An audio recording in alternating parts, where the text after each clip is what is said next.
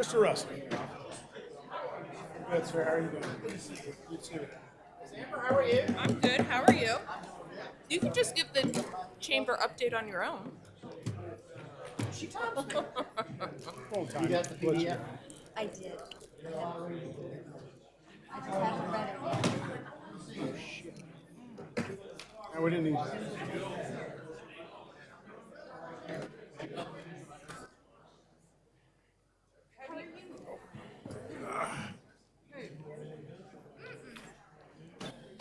Jim.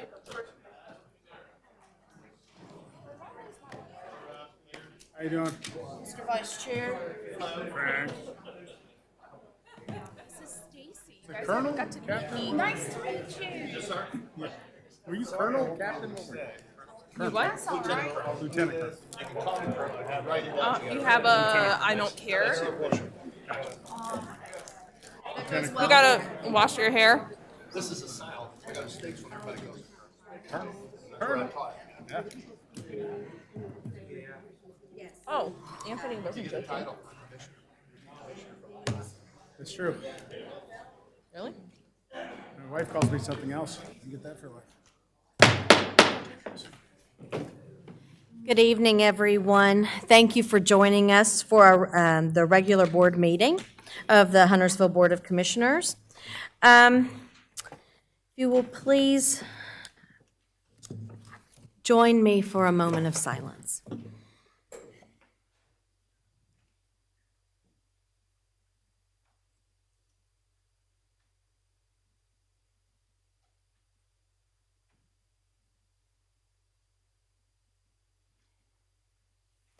Thank you. Now, if we will stand and do the Pledge of Allegiance. I pledge allegiance to the flag of the United States of America and to the republic for which it stands, one nation under God, indivisible, with liberty and justice for all.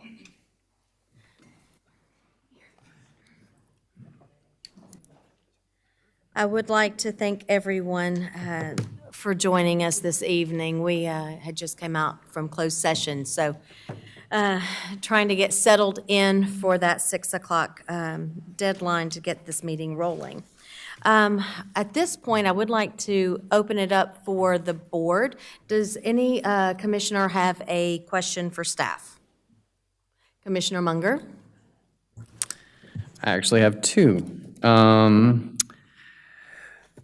First one is, as this past month has been very rainy, I've found that night driving can be very challenging because I'm unable to see the lines on the road. Why don't we use reflective paint on roads for lanes?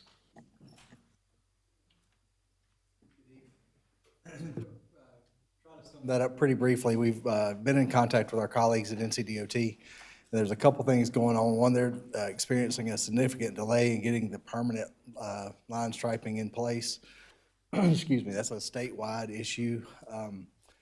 The second thing going on is there's a lot of temporary lane shifts in the construction zones, and the permanent thermoplastic, which has the reflective paint beads in it, that paint is very hard to remove once you get it down. So in the temporary lane shift conditions, they generally would just use regular paint that they could move and shift lanes in the future. Thank you, appreciate it. Just getting a lot of questions about that one in particular. The second one is actually for Ms. Sloop. After witnessing the voting process last week for the chair and vice chair of the Huntersville Ordinance Advisory Board, I noticed that existing members who are about to roll off did vote for a new chair, and the new members who will be appointed later this month will not vote for the new chair. This process seems odd to me. Do you have any recommended changes, or is this just the way it should be? The original draft that was submitted for consideration had the election occurring in July, and that was to essentially make all of the appointed boards have their elections at the same time, and also give new incoming members the opportunity to observe members on the board before making a decision as to the election. So that was legal's recommendation as to having it in July. Was there a specific reason why we chose to go a different route? Edits to the rules of procedure were suggested by the previous chairman of the Ordinance Advisory Board, Matt Jones, and they were incorporated into a motion to amend the draft that was presented by legal. Thank you. Commissioner Kovacs. My question is for Anthony. After our, on Hillcrest and Holbrook, we had an incident with a semi knocking down a sign and driving through a yard. And we keep getting complaints about semis driving down that road. Actually, after the cement was poured, fixing after the accident, there are tire marks in the same cement that they just had to fix. So with Holbrook and Hillcrest, is there anything we can do about getting the trucks to not go down that very narrow road, or what can we do for that neighborhood? So right now, we don't, and Stephen Trott may come up and address some of this, but we would have to adopt an ordinance related to truck traffic on town and/or DOT streets. It's determined, because we've had this come up in other places. We could put a, sign up out there, but the sign would probably be on private property that we couldn't enforce, say no left turn trucks. Stephen, anything else to add? I know we've looked at this before. We were looking at putting an ordinance together, and I can't remember, Emily and Stephen, whether that stopped. Maybe some update on that. Yeah, I'm not aware of an ordinance that's been passed. I think Emily has maybe a draft of that pulled together from where it stopped the last time, but we currently don't have a truck route or truck restriction ordinance in town. Emily, any update on what will we need to do on the ordinance if the board so chooses to move down that path? So we would need to adopt commercial truck routes, and we would also need to adopt a commercial truck ordinance. And legal had not been instructed to move forward on that draft of the ordinance as of today. Okay, because I know that Commissioner Kidwell and I had heard a similar situation at a meeting that we were at in the Pottstown neighborhood with semis going down very narrow neighborhood streets, and now this occurring back-to-back within the same week. And then knowing that we're going to have the Holbrook extension and all of that, I'm worried about the future. So I don't know if this is something the board wants to. Commissioner Kidwell, Yes, question? no. I was just asking, but we've been, we've had people reach out to us about this, so I didn't know if this is something the board wanted to look into or whatnot, or when we can discuss that. So I would say that taking this offline, if there's a couple of commissioners who are interested, or the majority of the board is interested in directing staff to look into this, you all need to get with Mr. Roberts and have some conversations around that. Okay? Any other questions for staff at this time? All right, seeing none, we are going to move to comments, requests, and presentations. And item 6A is the Lake Norman Chamber of Commerce update. Mr. Combs and Mr. Keith, please come on up to the podium. I started to say good morning, but no, it's good afternoon or good evening. If you wouldn't mind, before you get started, just stating your name and address for the record for us. Sure.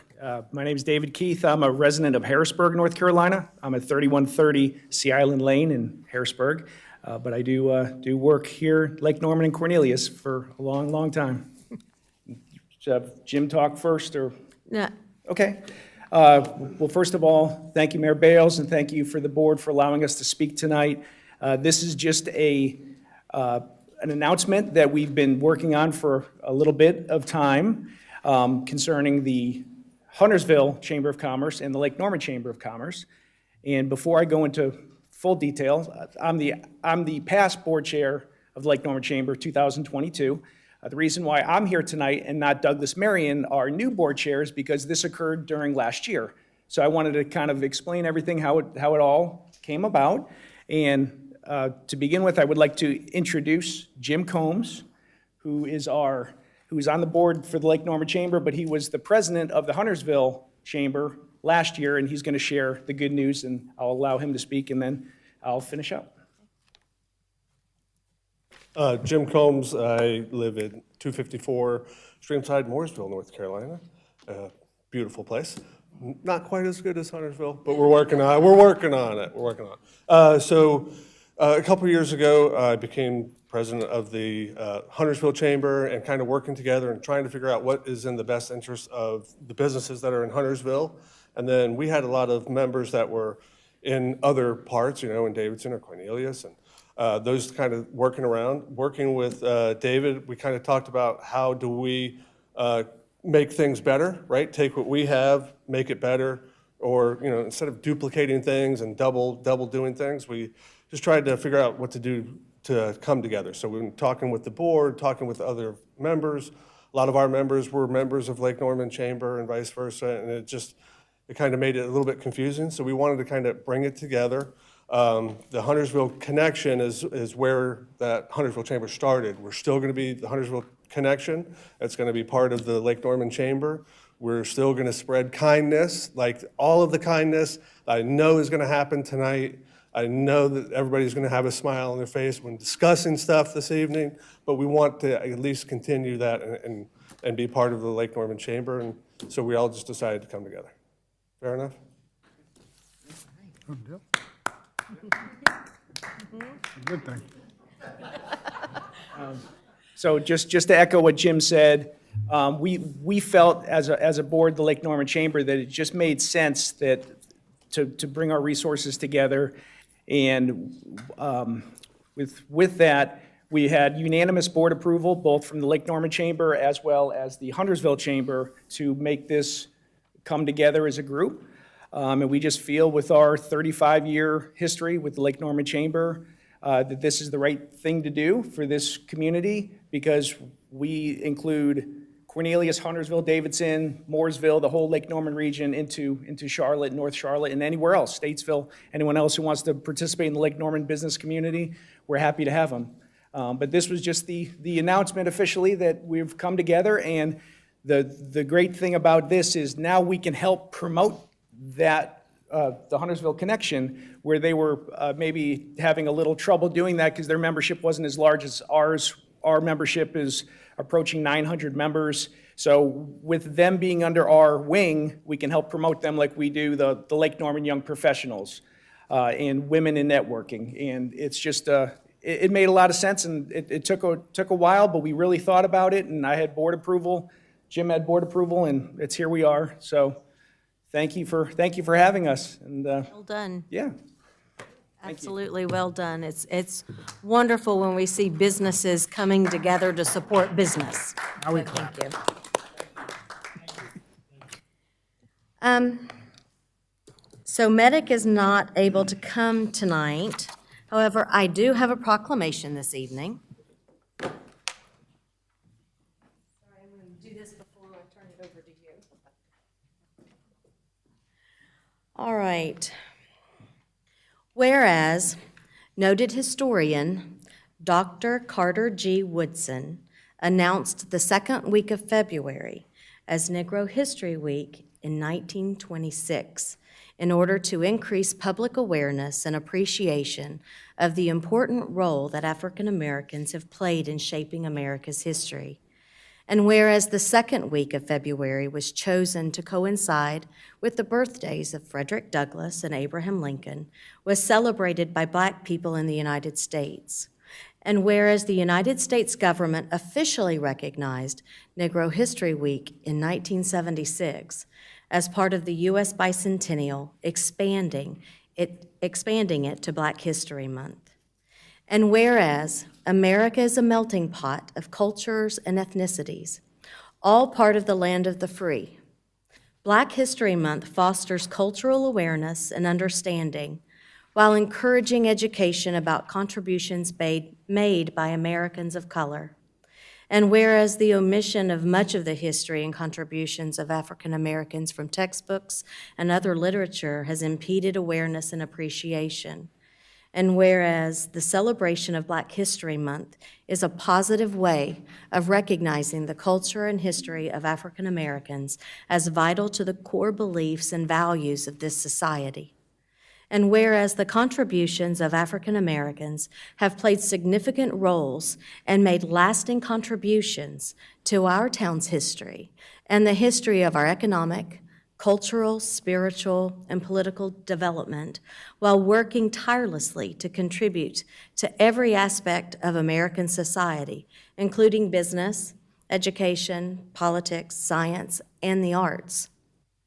Now therefore I, Melinda Bales, Mayor of the Town of Huntersville, on behalf of the citizens, do hereby proclaim the month of February 2023 as Black History Month. And I will encourage all of our citizens to observe this month with appropriate programs, ceremonies, and activities. And I will tell you, I swung over to the Delwood Center today. Every Monday, there's going to be something going on celebrating Black History Month. And I would encourage you to get onto our website through Parks and Rec and get connected. Today, I believe they were showing the movie Harriet, and it was wonderful to see people coming out together and just remembering and celebrating Black history. So thank you for this.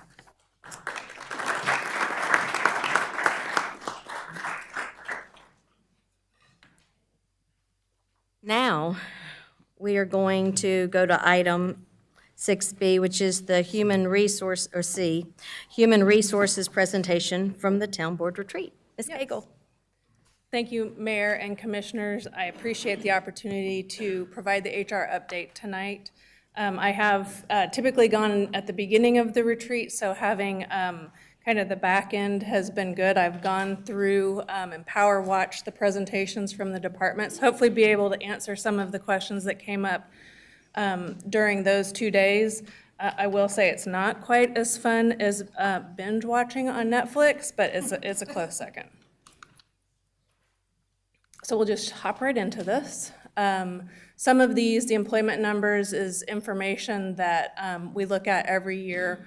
We'll talk a little bit about compensation and benefits, employee engagement, the inclement weather policy, and growth, kind of the next steps for us looking forward.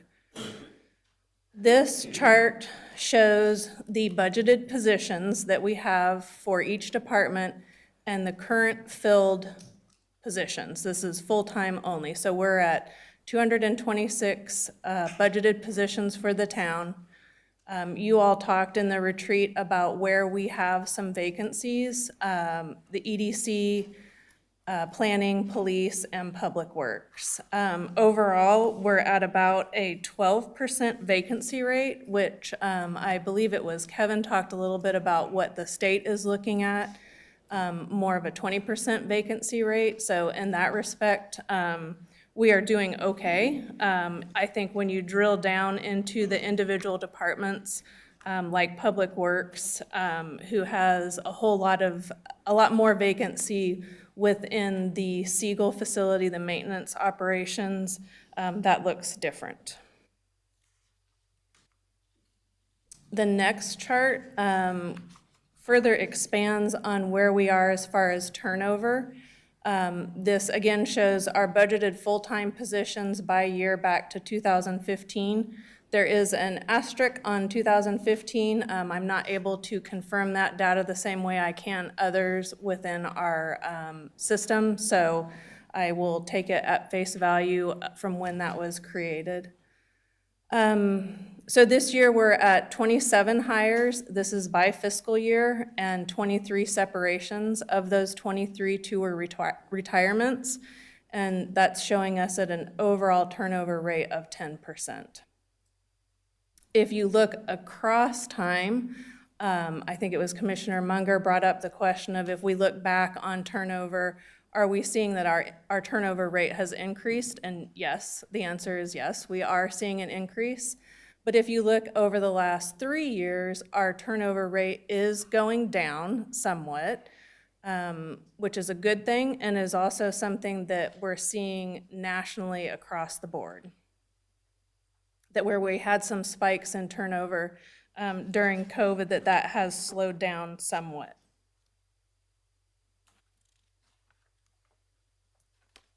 This slide just shows some of the emails that have come across my desk. It feels a little doom and gloomy.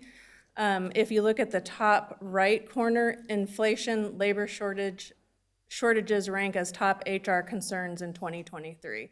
I think that particular one wraps up some of the discussion in the retreat between how do we find candidates and pay our employees when we're still worried about the budget, the tax rate, and all of the other pieces that go along with it, the current economy.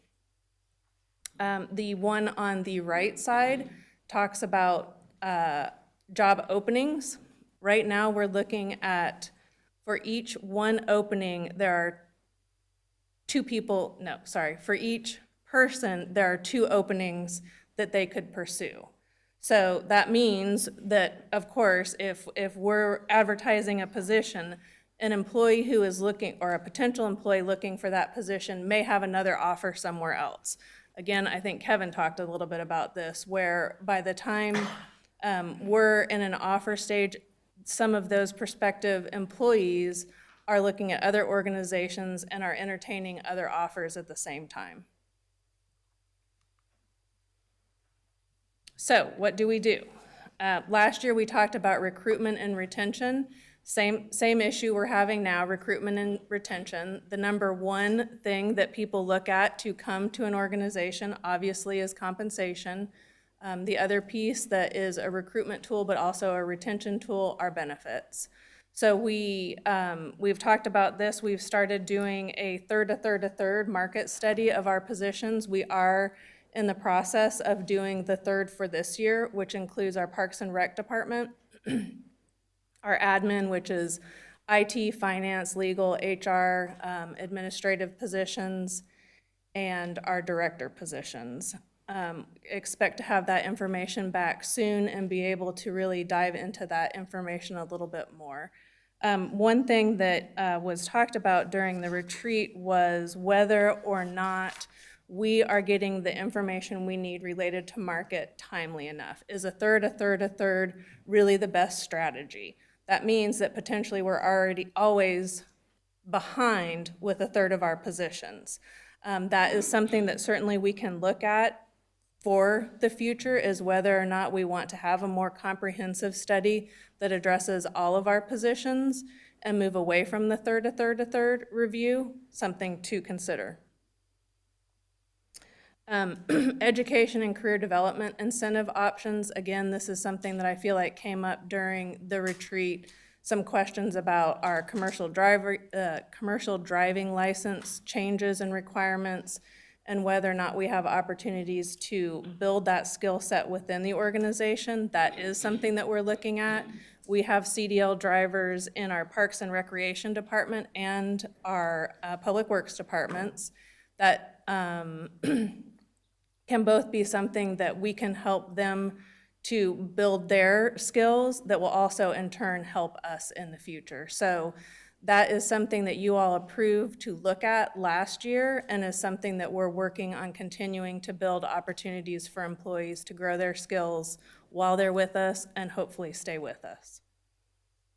Benefit package, we continue to find opportunities to provide better benefits for our employees. This year, we rebid our broker relationships for healthcare, and also moved to a different workers' comp carrier that we hope will better meet the needs when our employees are injured, but also for the medical coverage, be able to bridge that gap between employees who need health care at an affordable rate, finding opportunities that add value to the benefit that we already provide so that we can help potentially reduce that cost.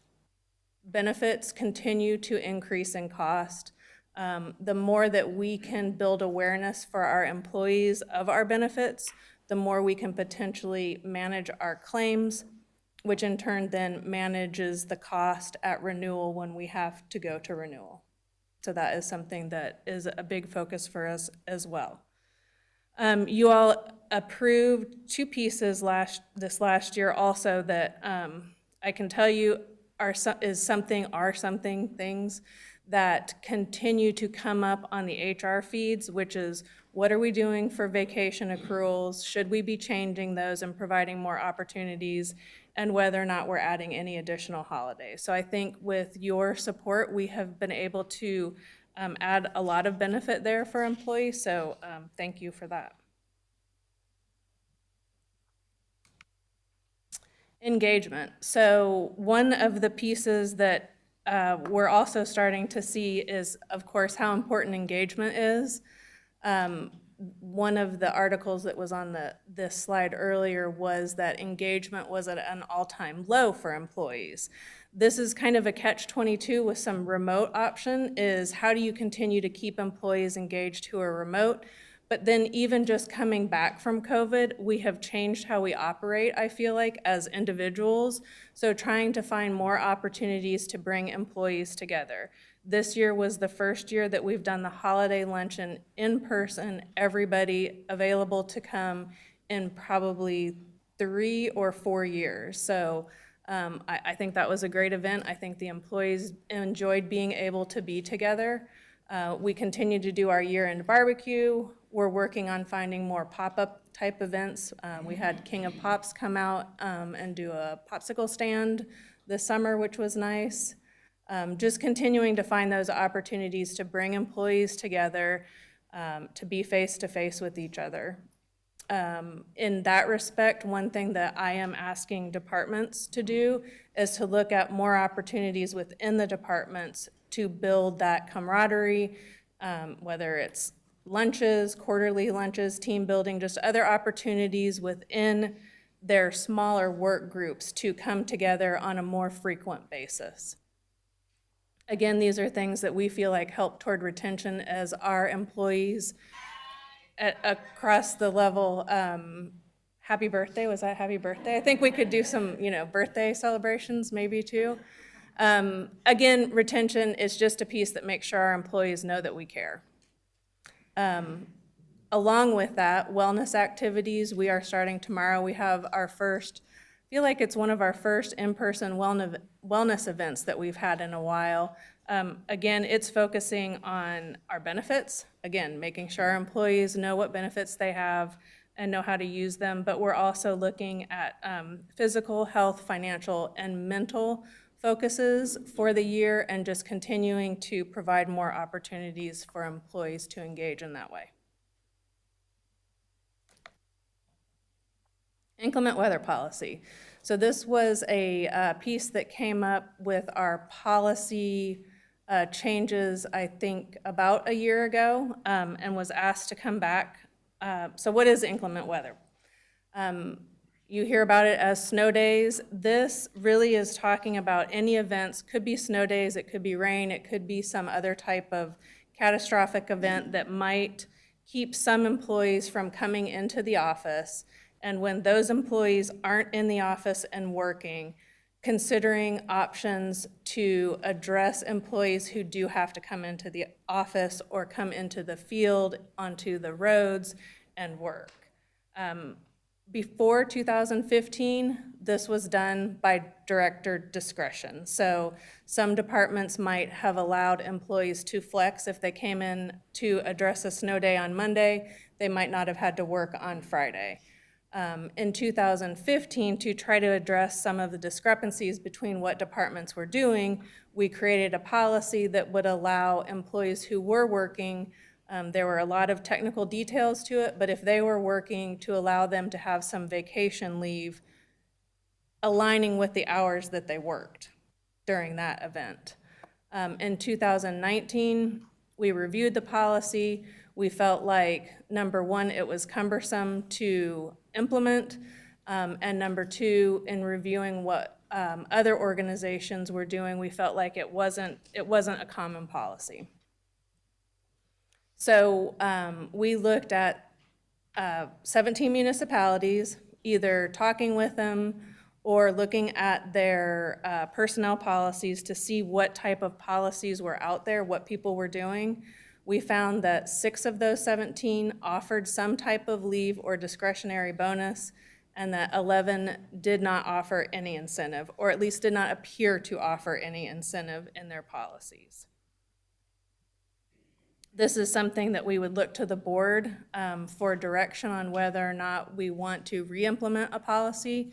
Some of the considerations that are very different for us from 2015, from 2019, is the ability to work remotely. So where we were trying to address some equity between the people who were having to come in and the people who were staying home and not working, now those people may be working.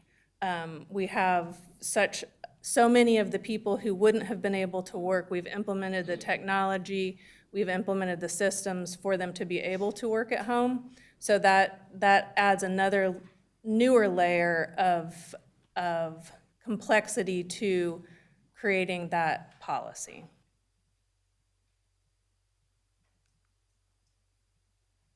So, continued growth. If you all decide as part of the budget process to bring on fire, to add some of the positions that were talked about during the retreat, we would go from 226 full-time positions to 248 full-time positions. There was a lot of conversation about sidewalks and programs and projects and parks. So what does the continued growth, both with our employees and with our programs, how does that affect some of the things that we need to do? And for HR, the thing that we would look at this year potentially is adding a risk management safety officer position. Again, we talked about a lot of new positions, a lot of new exposures, whether it's fire department, whether it's new facilities in the parks that have to be assessed so that we understand what new risk we're taking on with those. It needs to be considered. The way that we do a lot of risk management now is combined little pieces in different departments. I feel like this is another conversation that came up during the retreat where we are so used to being smaller and everybody doing little pieces. The larger we grow, there may be some things that we just need to start thinking about pulling in and consolidating so that we're making sure that we're getting everything that is addressed that needs to be addressed. Questions, comments, feedback? Commissioner Kidwell. Thank you, Madam Mayor. Just to go back, you briefly touched on full-time fire. I would encourage everybody watching from home or out in the audience to go back through the budget retreat and look at the portion where our fire chief Totoli is asking us to go from a volunteer fire department to a full-time fire department and what that does. You know, it talks about adding 18 individuals to full-time. There is a cost to that and how that will impact our town. So, you know, you kind of like adding full-time fire, but in case you haven't looked at it, I encourage everybody to look at it. I know Commissioner Partee, Commissioner Boone, and Commissioner Kovacs are on a committee to review that as well and bring it back to the board. Any other questions? Commissioner Munger. I got a bunch. So one of the things that I remember from our retreat is that other towns in the area or similar size are actually running like a 15 to 20% deficit in terms of full staffing. Is that correct? What other organizations around us are? Yes. I remember this specifically from retreat, that we were actually doing much better comparatively than other towns. From what I hear, yes. Okay. I wouldn't say much better. We're doing a little bit better. Slightly better. My apologies. And I should have started with, I appreciate everything you're doing to retain our staff and keep people happy and productive. It's really is appreciated. One of the things in your graph you had showed we're actually only 10%. I know for a fact, based on previous conversations, that when I spoke with Chief Hoyle, he actually said, I don't increase the number of headcount that I want because I can't fill the ones I have. So when we say we're 10% below, we're 10% below what we've actually asked for. Are you aware of any other departments that are having similar issues where they're not able to hit the number, so there's no point in them even asking for more? Well, I would say there's never no point in asking for more. Hopefully, I would say the stars will align and we'll get full. I know Anthony is determined to get full staffed in departments. Within the town, are other departments experiencing the turnover rate? Yes. Okay. And so are they like under and to the point, like I said, I mean, and I'm really just taking this from Chief Hoyle, and I wish he was here to say it specifically, but he said, if I can't fill 210, why would I ask for 220? Or 110, 120, big numbers throwing off. But I know planning, it looked like planning department was off by about 3s. If they can't fill the 3 they have, are they holding back on asking for the 4 or 5 more they need in addition? And I know that's a tricky question. I mean, I would say in planning, yes. They're down 2, I think, if I recall. I didn't relook at the chart. Could be 3. I hadn't looked at it today, but I know they were down 2. So yes, they were holding back on code enforcement and potential another planner. But police, if I recall, in Chief's report, I'm thinking last year, based on, sort of population numbers and some of the national trends out there, standards, I think it was somewhere between 35 and 40 people that they would ask for just to catch up. But there's no need to put that in the budget if I can't get to, where we need to be today. So as the chief said, I'm not gonna put those in the budget if I can't get to where I am supposed to be right now. Right. And also kind of to that point, just in terms of the staffing we have based on the population, and I know you don't have those numbers, so I wouldn't expect you to have those numbers, but as we come to budget, I know for a fact, based on previous presentations, that our head count per 1,000 residents is phenomenally low when you compare it to cities of a similar size or in our region. So definitely that was something I would like to see going forward, just to have that comparison, so we have an understanding that, A, we're not just 10% under, we're well above that number. The number's actually probably much higher in the 15 to 20% if we actually asked for the headcount we could have. And the people we do have service far more of our citizens than any other town, again, of similar size and background. And just kind of put it out there on the record, there's a commonly understood economic factor that full employment in the United States is if unemployment is between 4 and 5%. That means essentially that everyone who wants a job can have a job. And she did mention the fact that one person could apply for any 2 openings available. We are right now at 3.4% unemployment, which is why it is so very hard to get people to come in. And there are certain industries, as we know, police officers and on some level are unfairly targeted. And pointed out, it's very hard for them to do their job, and we need to do whatever we can to retain those people, because if we don't have a police department, you're going to know, and it's going to be a frightening future. So just want to call that out, and again, I do appreciate your presentation. Thank you. Thank you, and just to follow up on a couple, I think that the staffing amounts are typically included in the budget presentation that show our rates compared to other, and I would agree, I think we are very leanly staffed, and I think some of the presentations during the retreat speak to that. Yes, do we ask for more police officer positions if we're down so many? And I think we have tried to address this a different way. If we can't hire police officers, is there a different position that we might be able to address some other needs to free up police officers? Same in other departments potentially. If there is a way, maybe we can't right now hire equipment operators. Is there something else that we can do within the department? And I think we're continually looking at those kinds of options to figure out how can we do better, maybe a different way, to try to address some of those needs. Ms. Cagle, there was a lot of the discussion around that market study and the third, and whether or not we should start doing that, be all encompassing each year. Do you have any thoughts to that?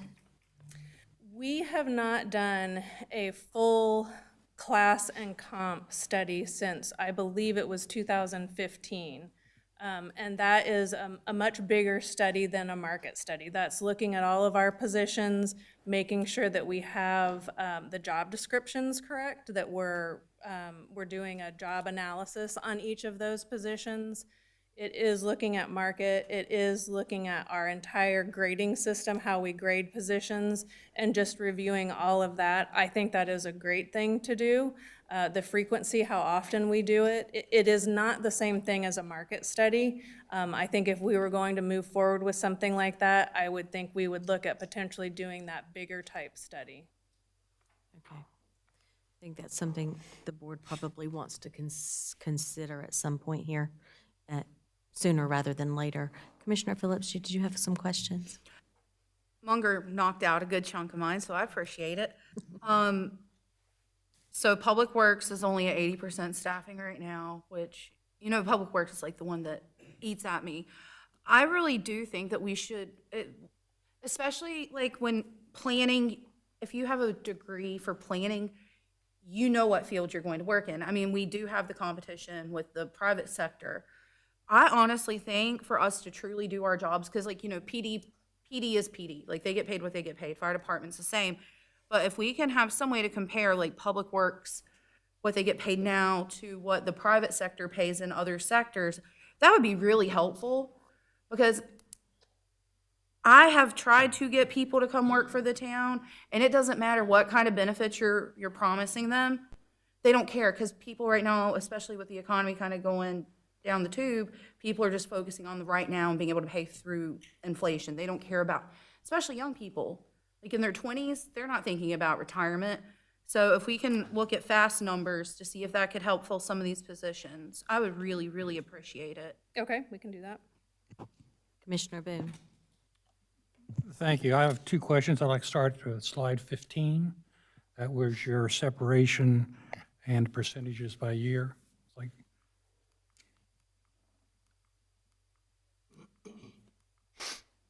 the separations for 2023 were 23 and 22. They are 28. Do you happen to break down of departments that had the most separations? I can get that for you. I don't have it. Do you think they're mostly from the police department, who has a big turnover? So percentage-wise, number-wise, I think police and Public Works are fairly close. So percentage-wise, that's going to be a lot less for police, but I will get those numbers so that we can look at them. Well, that brings me into my last question is snow days. You know, that's my topic. And Commissioner Phillips is talking about Public Works. And I feel that if you are in the planning department and there is a tornado warning or a snow day, you have the opportunity to work at home with your computer. But if you're at Public Works, that's your job, is to clear the streets so everybody that's at home can come back to work the next day. And if you're at Public Works and it's 5 o'clock and there's a summer storm that comes through here and we got limbs all over town, those people have to stay. And that's what I mean, that we need to do something not only to retain these Public Works people and pay them better, thank you, and is that give them the time off that they put the time off. Everybody doesn't want overtime. They would prefer to have the time, in my opinion, with their family and friends. So I'm going to continue to push the inclement weather. Thank you for saying that. Thank you. I'm going to piggyback off the inclement weather thing. Back in the summer, when we had some really bad storms come through and trees were down on 73 between Huntersville and Denver, Kevin was the one out driving the streets at 10 o'clock at night by himself, the director of Public Works. And while I appreciate him, and I know he'll do anything for this town, that really put in perspective for me how short-staffed they are and how hard they work, and they're not acknowledged because none of us were out at 10 o'clock at night picking up stuff, even though I offered to go with him and do it. But also, we do, during COVID, we learned we can work remotely.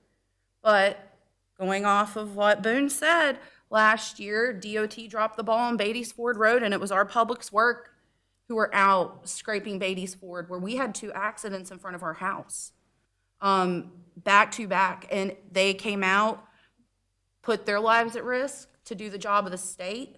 So I think that we need to do something inclement weather. If you work an inclement weather day and you have to be on site, then you get a bonus vacation day to use at your leisure. I mean, it's just basic. Like, treat people fairly. Anyone else? Any other questions for Ms. Cagle? All right, seeing none, thank you. Okay, now we are going to move into our public comments portion of our meeting.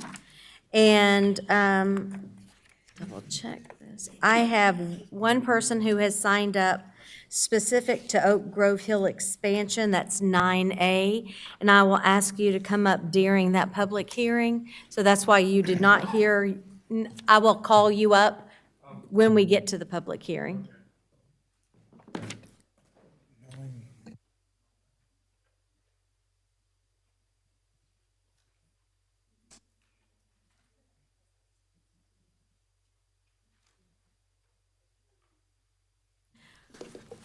All right.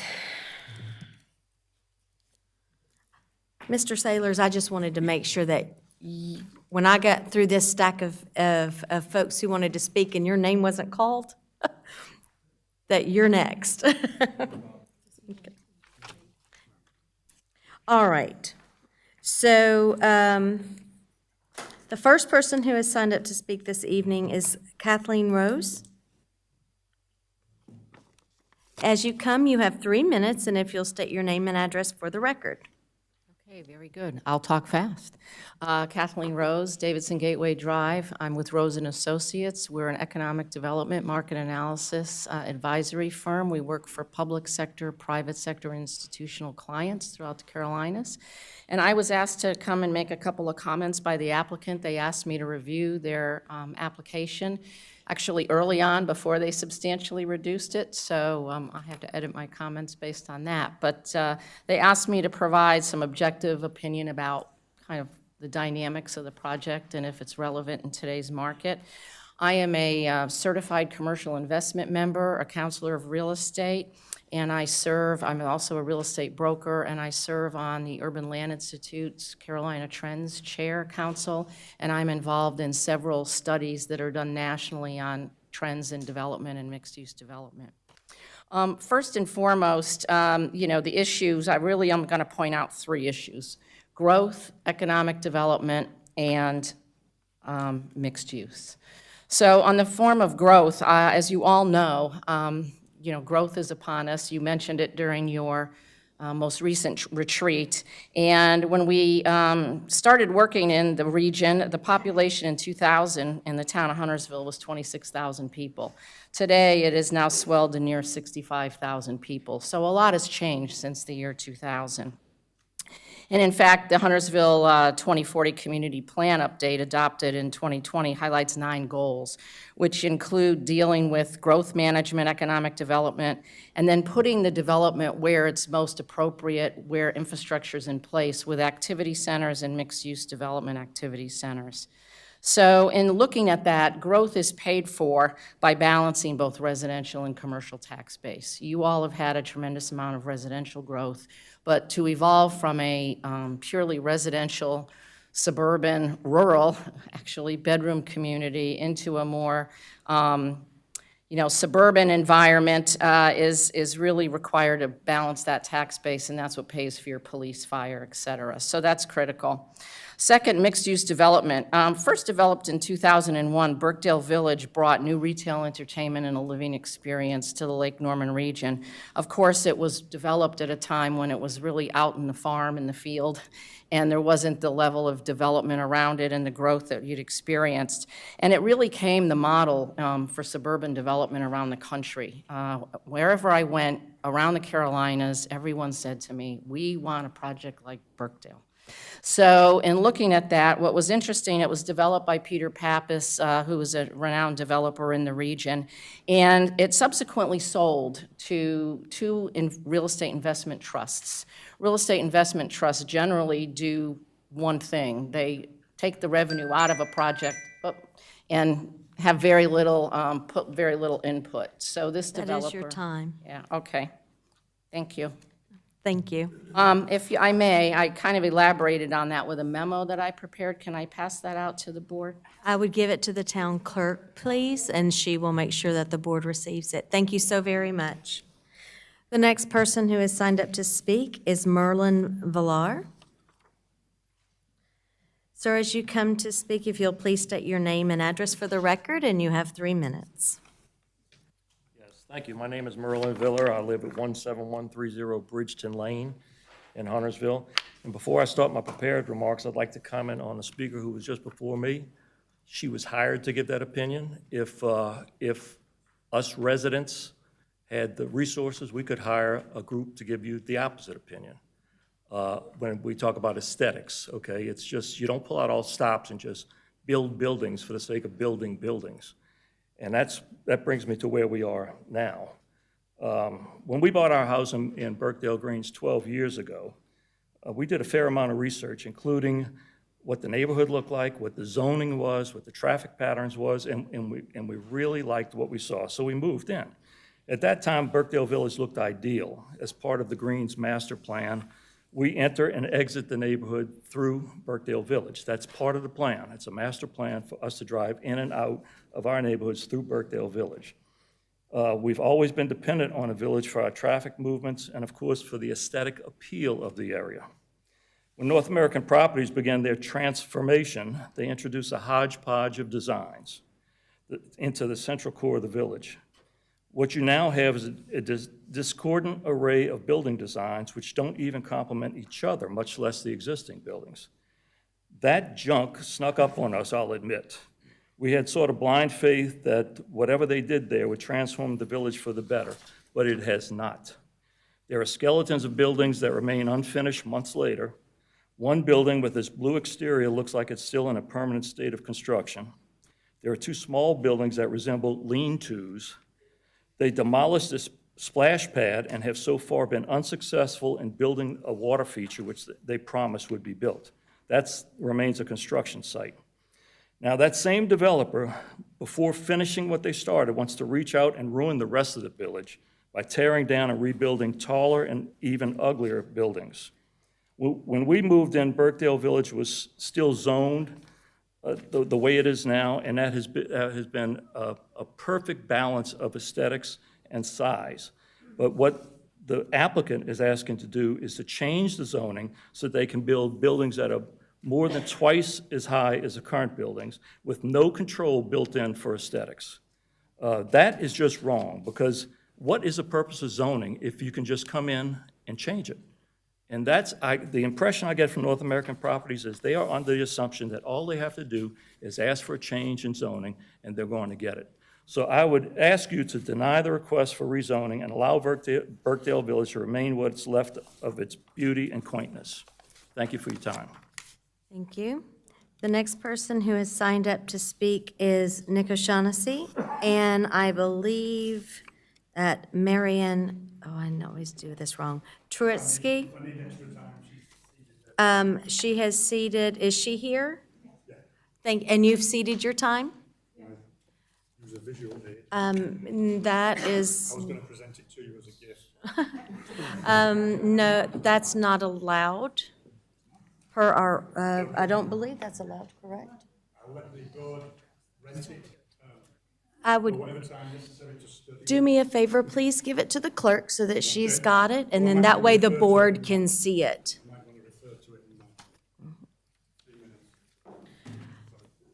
So you have 6 minutes, Okay. and please state your name and address for the record. Nick O'Shaughnessy, 8217 Parkton Gate Drive. Thank you for listening again. When Brian Richards sent me the most recent iteration of the NAP proposal, two little phrases came to mind. One of them was, how do you get a square peg in a round hole? And the other one was, a bull in a china shop. I chose to choose the latter, and no disrespect to Mr. Mike, who's here today. NAP, in my opinion, is the bull in the china shop. Birkdale Village is the neo-traditional china shop. And through no fault of the bull, because this bull is very good at what they do. They are a suburban mall developer. They have blinkers or blinders on, and those blinders have dollar signs on the front of the lens.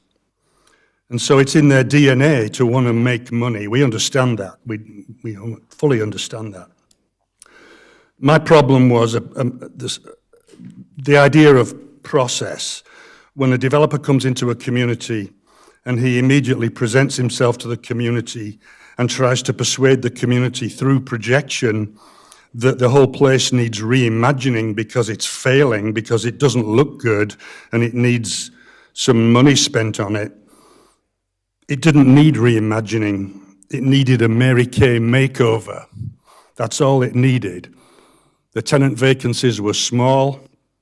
DDR had done a poor job of spending their $8 a square foot TICAM allowances on replacing paint. So it just needed a makeover. It didn't need major surgery. It didn't need, I'm calling this building that they're proposing Implant Place, because it didn't need an implant of any sort. It didn't need reimagining or implant surgery. The renditions that they have illustrated that we got copies of today and that Susan Irvin shared with me and Kerry Edelstein on Friday. Thank you for sharing, Susan. No complaints about architecture. They're pretty buildings, but they don't even address Birkdale Village aesthetic. They are not ugly buildings. There's 3 different buildings, I think, in their presentation. And they would be fine in any office park in generic USA, but not in Birkdale. They don't even attempt to fit in or address any form of scale or texture that we have. We don't want them to necessarily copy the architecture. It just has to blend in rather than stand there in its own right like a sore thumb, or like this. This is the implant. This is a scale model. It's vertically and horizontally accurate to scale, because I'm a retired architect and I can still build models. My craftsmanship is not real good right now because my eyesight isn't as good as it used to be. But I want to present this model to you because I want you to look at it. If you don't want to keep it, that's fine. Just give it back to me. I'm giving it to you because it sets a precedent. The scope, the size of this box here and this parking deck here, and the impact that it has on these brown buildings, which are the existing buildings, all to scale. Just check it out. It speaks for itself. The lack of view, the sheer size of this thing. Even if this building got architectural awards, it still wouldn't fit in, and I wouldn't like it. Even if Terry Shook designed it, he'd have to prove to me that it blended in with what's already here. I think the impact of your decision, which may take place tonight or in 30 days, I would love for you guys just to study this model and see the impact of your decision, because not just in Birkdale, but in the town as a whole. Do you want your town to suddenly give way to high-rise, intensification? Just consider the consequences and the precedents that this will set if you approve this. And I want to refer back finally to Mr. Perry's "not now" comment. This is obviously their first attempt at getting you guys to approve something, because if you approve this, then the hotel and the apartments are basically a slam dunk. They chose the biggest piece. That's all I need to say. Thank you for your time. Thank you. Do you want me to hand this to the lady over there? Yes, please. The next person who has signed up to speak is David Schur. Mr. Schur, I can't, unfortunately, can you read that? Kimberly, Kimberly. Thank you so very much. I'm sorry. You have 6 minutes, and if you'll please state your name and address for the record. David Scher, 17142 Pennington Drive, Birkdale Village. Before I get into the speech, I want to tell you I exited out of Birkdale Village tonight through Lindholm. Was looking at the south side of Sam Fur where the other project has already started, and while I waited for several cycles of the light to get over here, I was amazed and astonished. All of a sudden, the greenery is gone on the other side of the street. And like my jaw dropped that we're even considering another development on our side of the street when it takes so long just to get out on the Sam Fur. And I came over here before 5 o'clock. Anyhow, I'll get into my speech now. Well, here we all are again, meeting again. Hope you're doing well. I'm not going to repeat all the terrific discussion points made at previous meetings for declining NAP's rezoning request. In fact, I have a very hard time calling the reasons discussion points, because really there isn't any discussion that actually goes on. We just sign up to speak, and we're trying the shotgun approach to provide reasons why we, the residents, are against the rezoning, and pray that something will connect with each of you and you will vote down the rezoning. I do recall more than one commissioner at the last meeting comment that NAP should come up with a proposal that would gain buy-in from the residents. However, NAP must stand for not asking people, because they turned in their current proposal a few days after the last meeting and did not solicit recommendations or attempt any reconciliation with the residents. I do recall NAP's representative saying this issue was all about parking. Let's ponder that for a moment. Among the changes made by NAP in Birkdale Village to date is the removal of many on-street parking spaces to add more rentable space in the center of the village. On top of that, NAP removed public access parking and replaced it with valet-only spaces. For whatever reason, many people don't find valeting their car a viable option. To further this point, if the only issue is parking, NAP's proposal that they turned in would solely seek to add additional levels to the current parking structures. That is not what is being proposed. Therefore, the issue is not parking. It's something else. It's all about money. Money, money, money. And NAP's desire to squeeze every last dollar out of Birkdale Village. They've already built out the center of the village with rentable space, so now they are seeking the only way to get more money, by building upward. I sent the mayor and commissioners a question recently.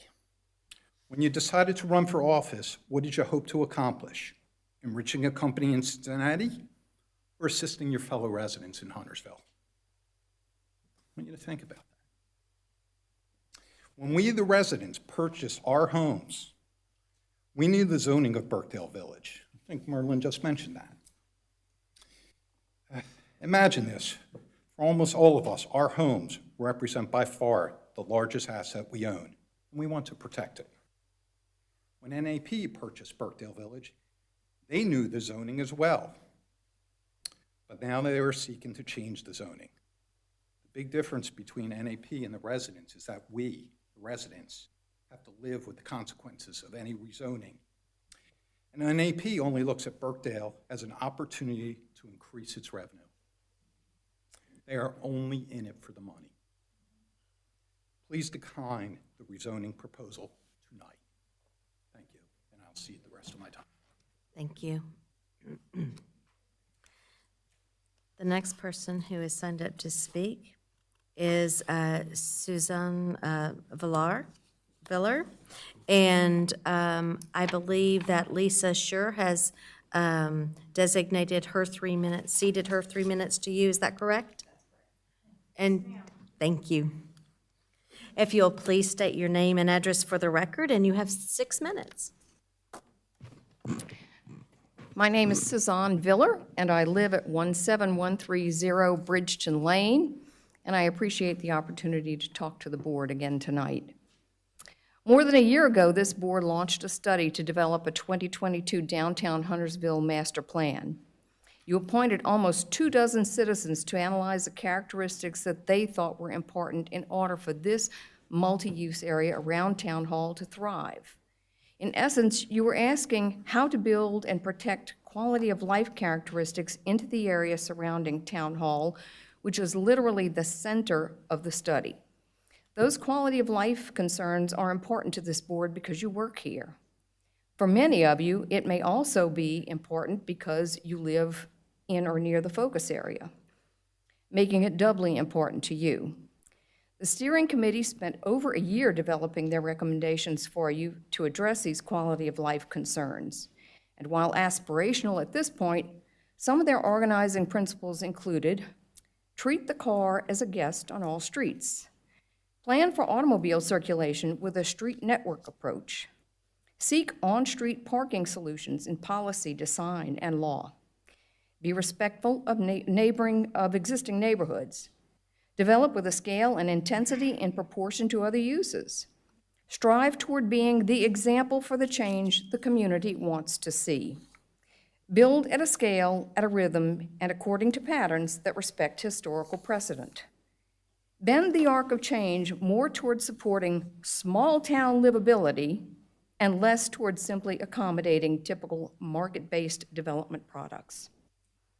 All of these were very wise recommendations, and in fact have proved their worth as hallmarks of what has made Birkdale Village a national and international success story for over 2 decades. If this is the vision that the commissioners see for enhancing Huntersville downtown, if that's their vision for Huntersville downtown in 2023, and it's worked for 20 years in Birkdale, why would we abandon that in Birkdale? Unfortunately, once North American Properties purchased Birkdale Village, they began implementing a series of changes that initially may have seemed benign, but proved to be very damaging. Instead of treating the car as a guest and planning for automobile circulation, NAP eliminated the Lindholm roundabout and essentially destroyed one of only 2 exits from the village and adjacent greens. Instead of seeking on-street parking solutions, NAP eliminated a considerable number of on-street parking slots, even making handicap spaces harder to find. They did this with no intention to replace those lost on-street parking spaces and with no ability to replace or expand garage parking in any timely manner. Instead of respecting the needs and input from the residents of the Greens, NAP has taken the attitude that neighbors who don't like what's happening should move to the country, and they have unapologetically said so in meetings. If quality of life issues are prime concerns for where this board works and where many of these board members live, then quality of life issues need to be taken into account with all developments. We all want the same things. We want quality of life issues. I don't believe any municipality owes a developer success or profits. I think developers earn success and earn profits when they come into a community with a project that enhances what is already there and protects quality of life issues. Failing that, they don't get a profit, they don't earn profits, and they don't succeed. We've seen repeatedly, you've heard it over and over and over again, North American Properties does not have this mindset. They've demonstrated that they're basically incapable of dealing with quality of life issues because they have made our quality of life deteriorate. They have not enhanced it. And so once again, I'm going to ask this commission to please turn down North American Properties' request for this rezoning. I cede my time. Thank you. The next person who has signed up to speak is Bill Russell.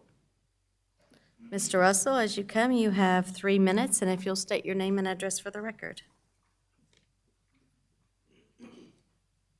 Bill Russell, 9449 Mount Holly, Huntersville Road. David Keith, a little while ago, talked about the 35-year history of the chamber, and I've been here 27 of it. And one thing that I continue to hear, whether it's Huntersville or Cornelius or Davis or any of our communities, is we want really nice restaurants where we live. We want more Dresslers. We want nationally renowned retailers, the Barnes & Noble and Chico's, Victoria's Secrets, the type of retail that comes with density. The one thing that oftentimes, though, we don't really want is all the people, and all the cars, and all the traffic that comes with that. And I don't make light of the traffic, because I live at the corner of Mount Holly, Huntersville Road, and W.T. Harris. And it's sometimes really difficult to get out of my driveway. That's why it's critically important that when we look at the improvements to Highway 73 and Sanford Road, we get that right. I can tell you that when we're looking at bringing those retailers and those restaurants here, we have to have diners, the people that are in those restaurants. We have to have the people that's going to be shopping in those stores. That is required if those businesses are going to succeed and stay here. We also need Class A office space. And we don't have enough of that in Lake Norman. I know some people say, well, people aren't going to the office anymore. No, they want to be able to work where they live. They just don't want to drive to Charlotte for their jobs. We need that. 2 years ago, I had the chance to go to Avalon, which is the model for what they're trying to do to Birkdale, and I saw how it worked. When you had the Class A office space and the people during their lunch hours or after work could go and shop, they could go into the restaurants. It is a model that works, and I'm not sure how many people who oppose it have ever been to Avalon or ever seen it, but I can tell you it does work. Birkdale was the premier mixed-use project. Very proud of that. But a little bit of lipstick and makeup isn't going to fix the problems that we have today. We can't continue to look to the past of what Birkdale was. Birkdale has to look to its future. Thank you. Thank you. The next person who has signed up to speak is Peter Romanello. And Christine Romanello, I see here that you've ceded your time. Thank you so very much. Mr. Romanello, as you come, you have 6 minutes. Please state your name and address for the record.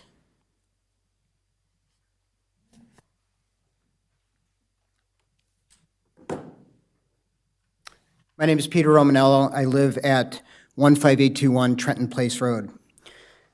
With regards to the proposed expansion of Birkdale Village, you've heard many of the residents of Huntersville bring up concerns about the aesthetics of the project not fitting within the award-winning aesthetics of the village, the current traffic issues and the parking issues. We've gone over them a million times over the last year.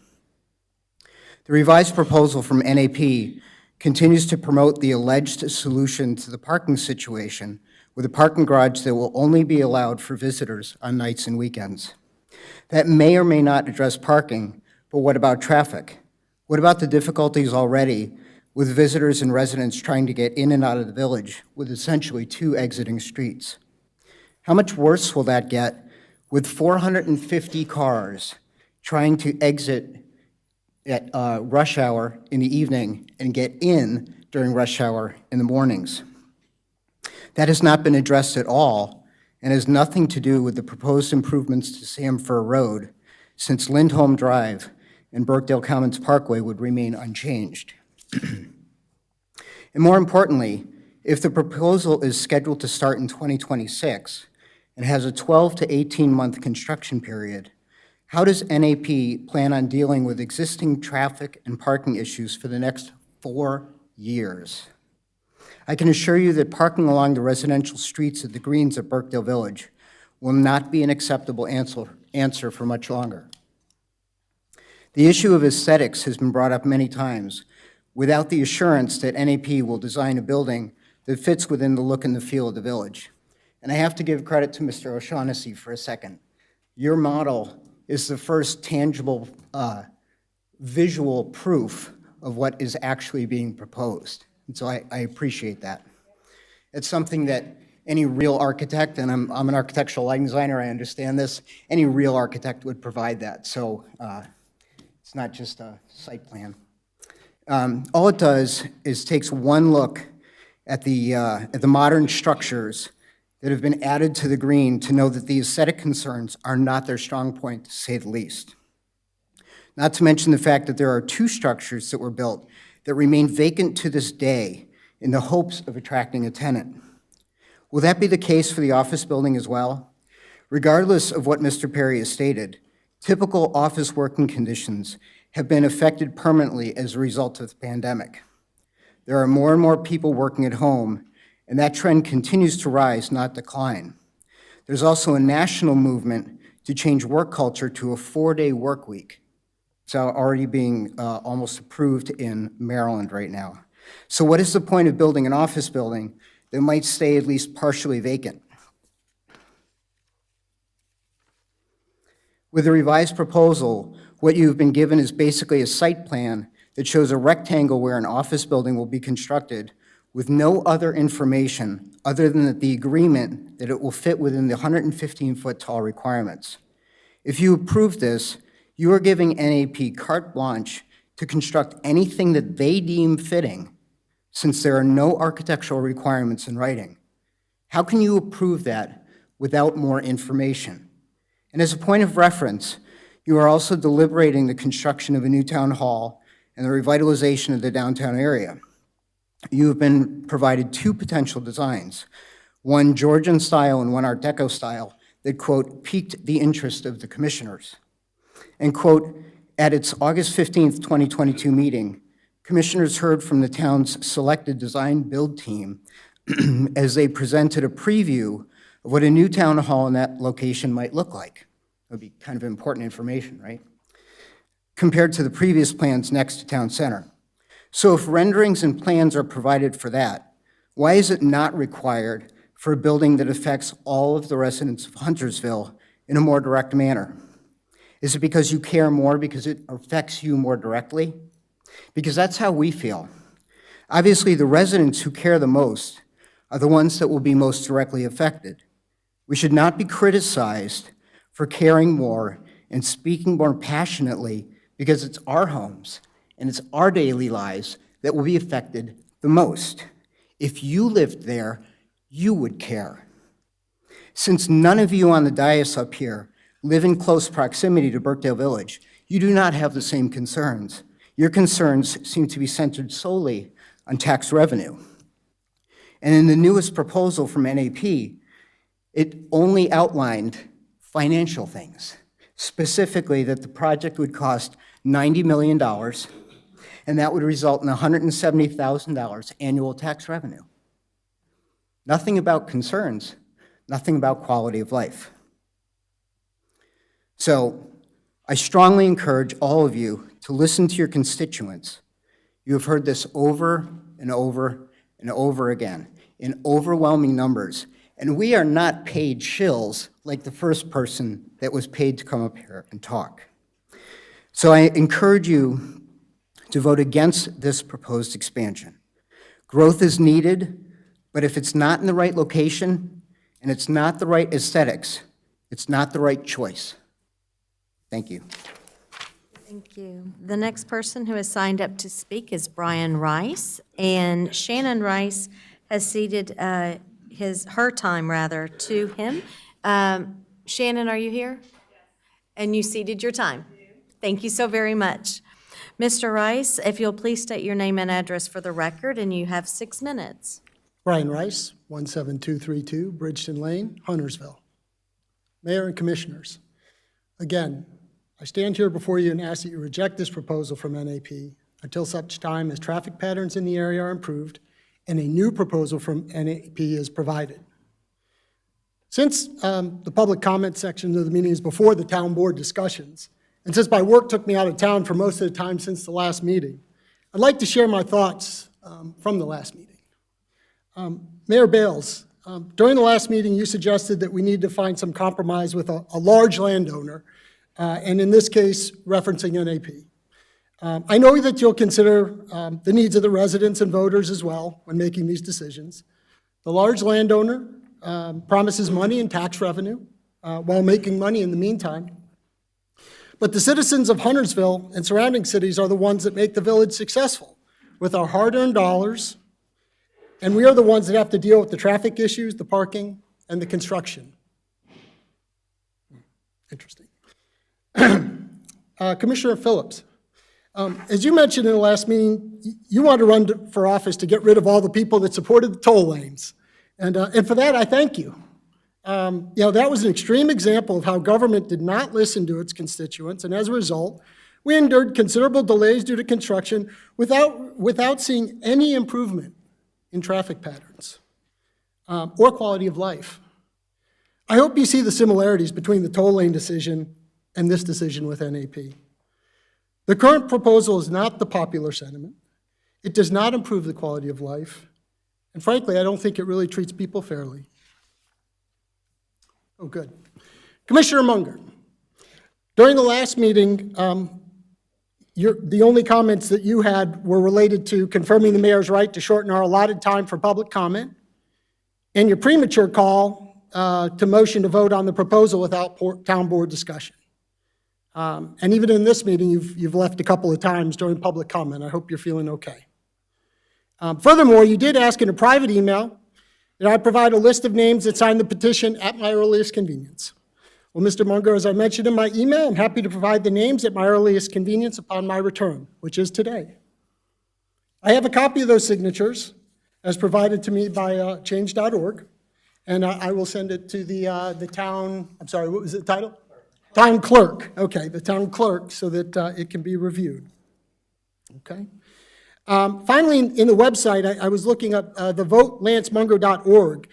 You stated that your top issues are working with our neighboring communities to identify innovative new ideas to address our infrastructure and transportation concern, actively pursue transportation improvements to relieve congestion and expand options for all Huntersville residents.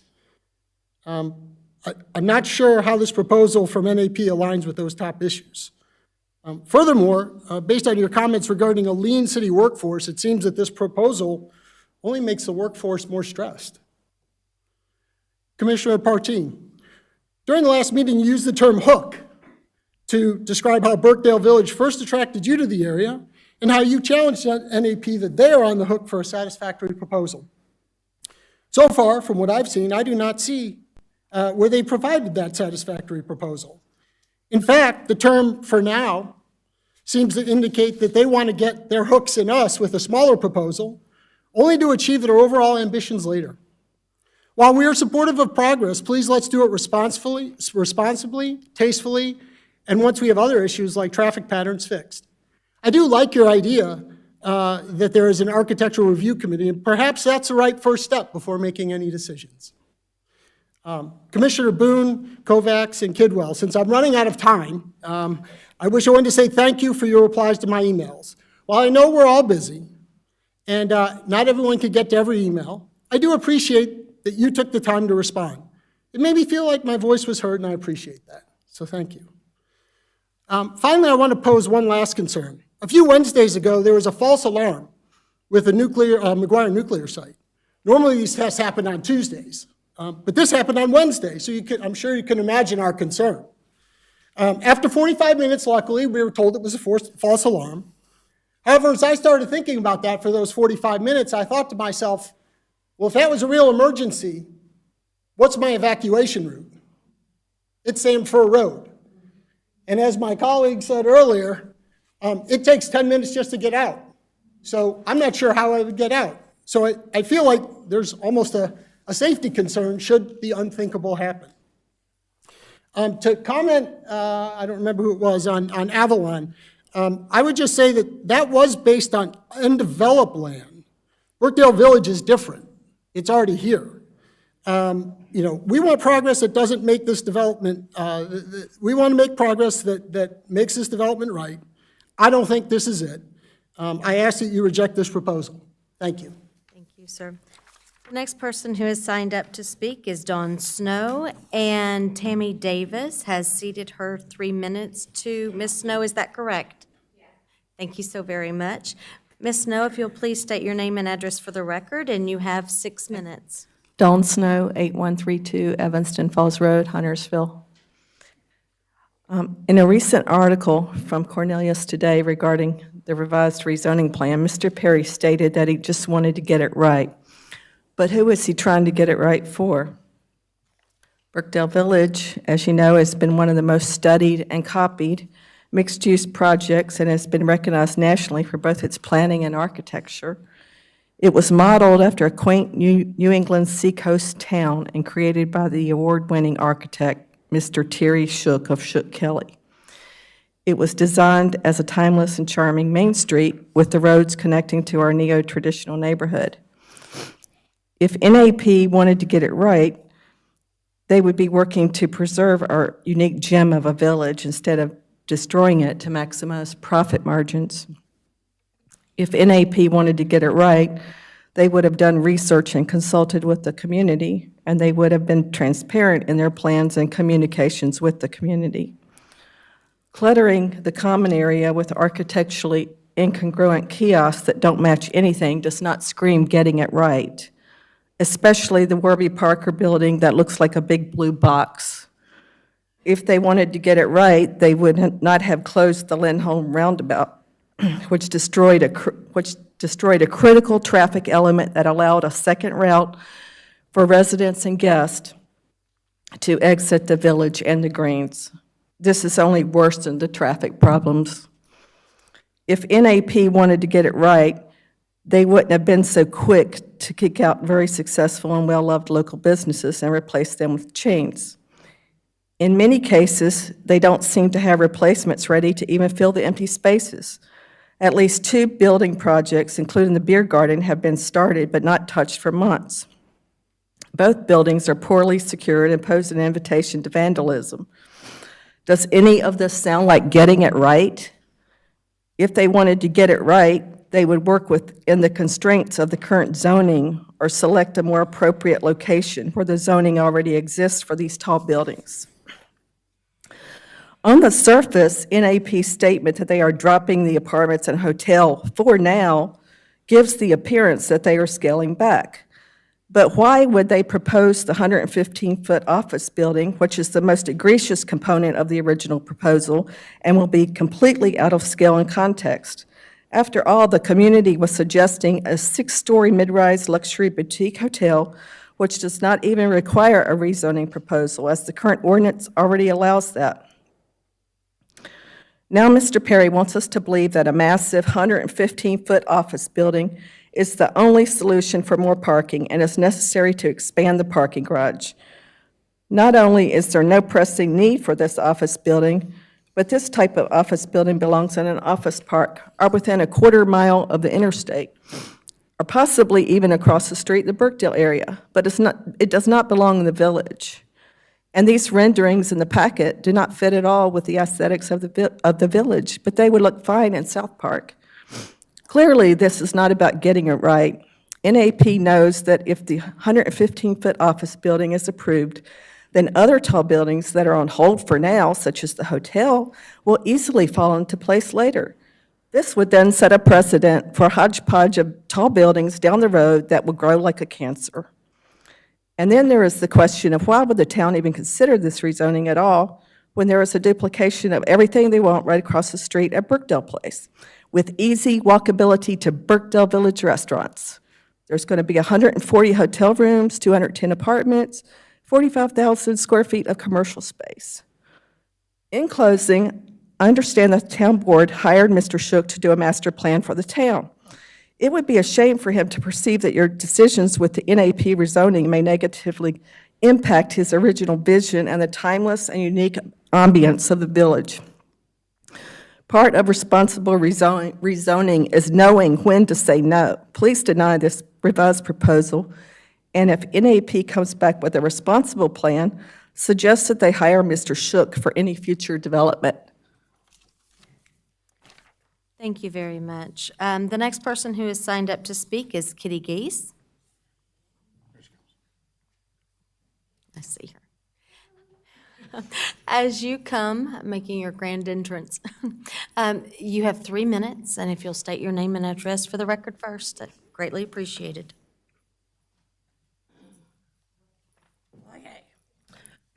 Kitty Geesey, 9525 Devonshire Drive in Birkdale, golf course side. I was very curious, and they've been encouraged to get me to speak on for now. So we would really like to understand what for now means. So I took to Google this afternoon about 3 o'clock, and I have some definitions of what for now means. It's used especially in conversation to draw attention to a particular statement or a point in a narrative. So what does that mean when you say for now? Well, for a short time or situation change, which there's enough fuel to keep us going for now. So you'll just have to, the synonyms and related words are able to be changed and lasting for only a short time. And so therefore, it's our theory as a group that it may get rezoned, and then like in a week or 2 or 3, then it's going to be changed because it's for now. You approved it for now. And so it's an idea of saying that the thing or idea is subject to change. And it's quite understandable that such an utterance sometimes causes confusion. So the confusion has more to do with the social conventions. It implies a realistic possibility that things will change in the future, leaving it vague how far in the future that may be. Okay, it was suggested to define at least for now. So if they could do that, that would be wonderful. In any event, there's only one story, and at least it's for now. So we need to have for now defined and find a way to prevent them from crippling the logic for now. So in any case, it looks like that NAP needs to go back to the drawing board and use our concerns and comments to take out the for now. And you may either, let's see, there's no doubt that they will shake out in time, but for now, you should be aware of some of the issues. And I think they've probably, determined what the issues are. And so you may either vote or abstain from making a decision for now. Thank you.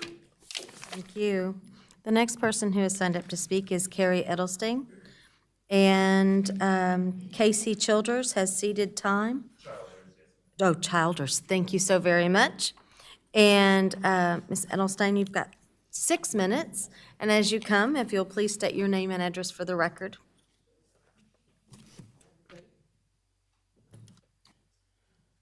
And so we meet again. Hi, guys. I'm Carrie Edelstein, and I live at 8810 Camberley Road in Birkdale Greens. Thank you for having me here, I think for my, 5th or 6th time. I wanted to let you know that whenever I come to these meetings, I really try to put myself in your shoes. I have not ever been an elected official, but I have had an appointed board membership at an organization, a school that was subject to government oversight in Los Angeles. And so I feel for you having to do these complicated votes, and I really take seriously what you must be thinking, and I try to give thought to what you must be thinking in your decision process. And I heard something in the very first speaker tonight that said that there was a substantial change to the new submission. But in fact, that's not true. That word substantial means something, and has legal meaning. And actually, you're here tonight to determine if it was a substantial change. That hasn't been predetermined. That was something that, as of the last meeting, you were going to be voting on today. So you're being asked to determine that. And with Attorney Sloop's advisory, it came to my attention that that definition of substantial centers around changes being important and essential. So it can seem like, you cut an apartment complex, you cut a hotel, that's substantial in common parlance. But in legal, that would have to be important or essential to your decision. And as I put myself in your shoes and I started thinking about this, the idea of being a fiduciary agent for the town, I thought to myself, actually, Those changes are totally inconsequential to how I would think about my decision in this moment. One of the things that's always really bothered me about all of this is that there's kind of this glaring lack of financial transparency in all of it. I don't have an idea of the financial implications. We heard, and Pete mentioned this idea of there's potential revenue of $170,000 a year, but not a lot of clarity of where that number came from, or what the variables are behind it, or how variable that number might be. And I imagine without that comment tonight, that if I had asked each of you to write down on a Post-it note how much money in tax revenue or other income this proposal stood to gain the town, I would get 7 different answers or variations on I don't know. And if I were to ask you the cost implications to the town, whether that be increased law enforcement, public safety, fire trucks and ladders that could reach high enough, potential cost for an event space in there and what your financial responsibility is, equally, I would get 7 different answers or I don't knows. And I know some of that because I've talked to some of you, but also some of my neighbors have talked to you, and we've compared notes.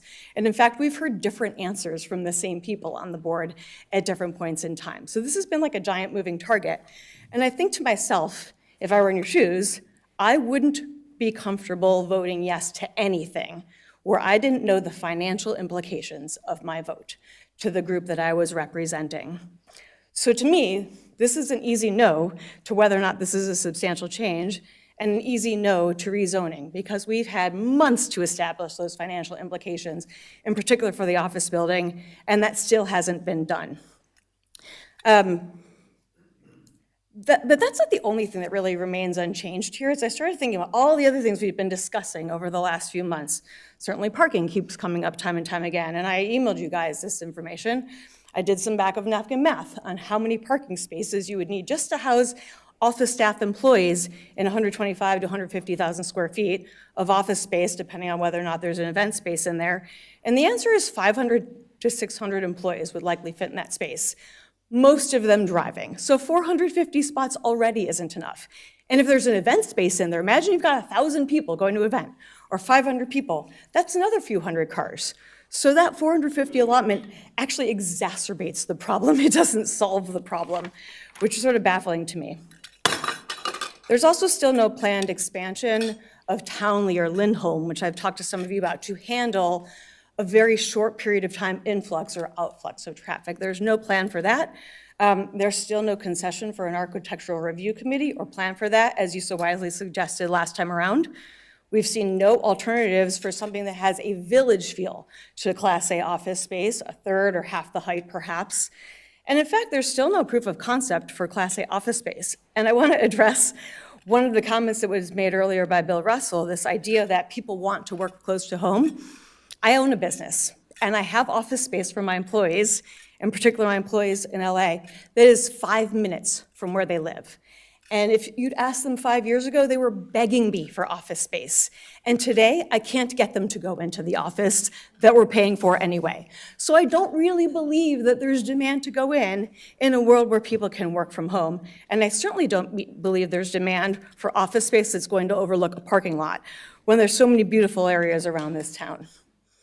So in the end, to me, none of the concerns we've been talking about have been materially or substantially addressed by this new proposal. There isn't a substantial change. There's literally nothing new to consider at all here.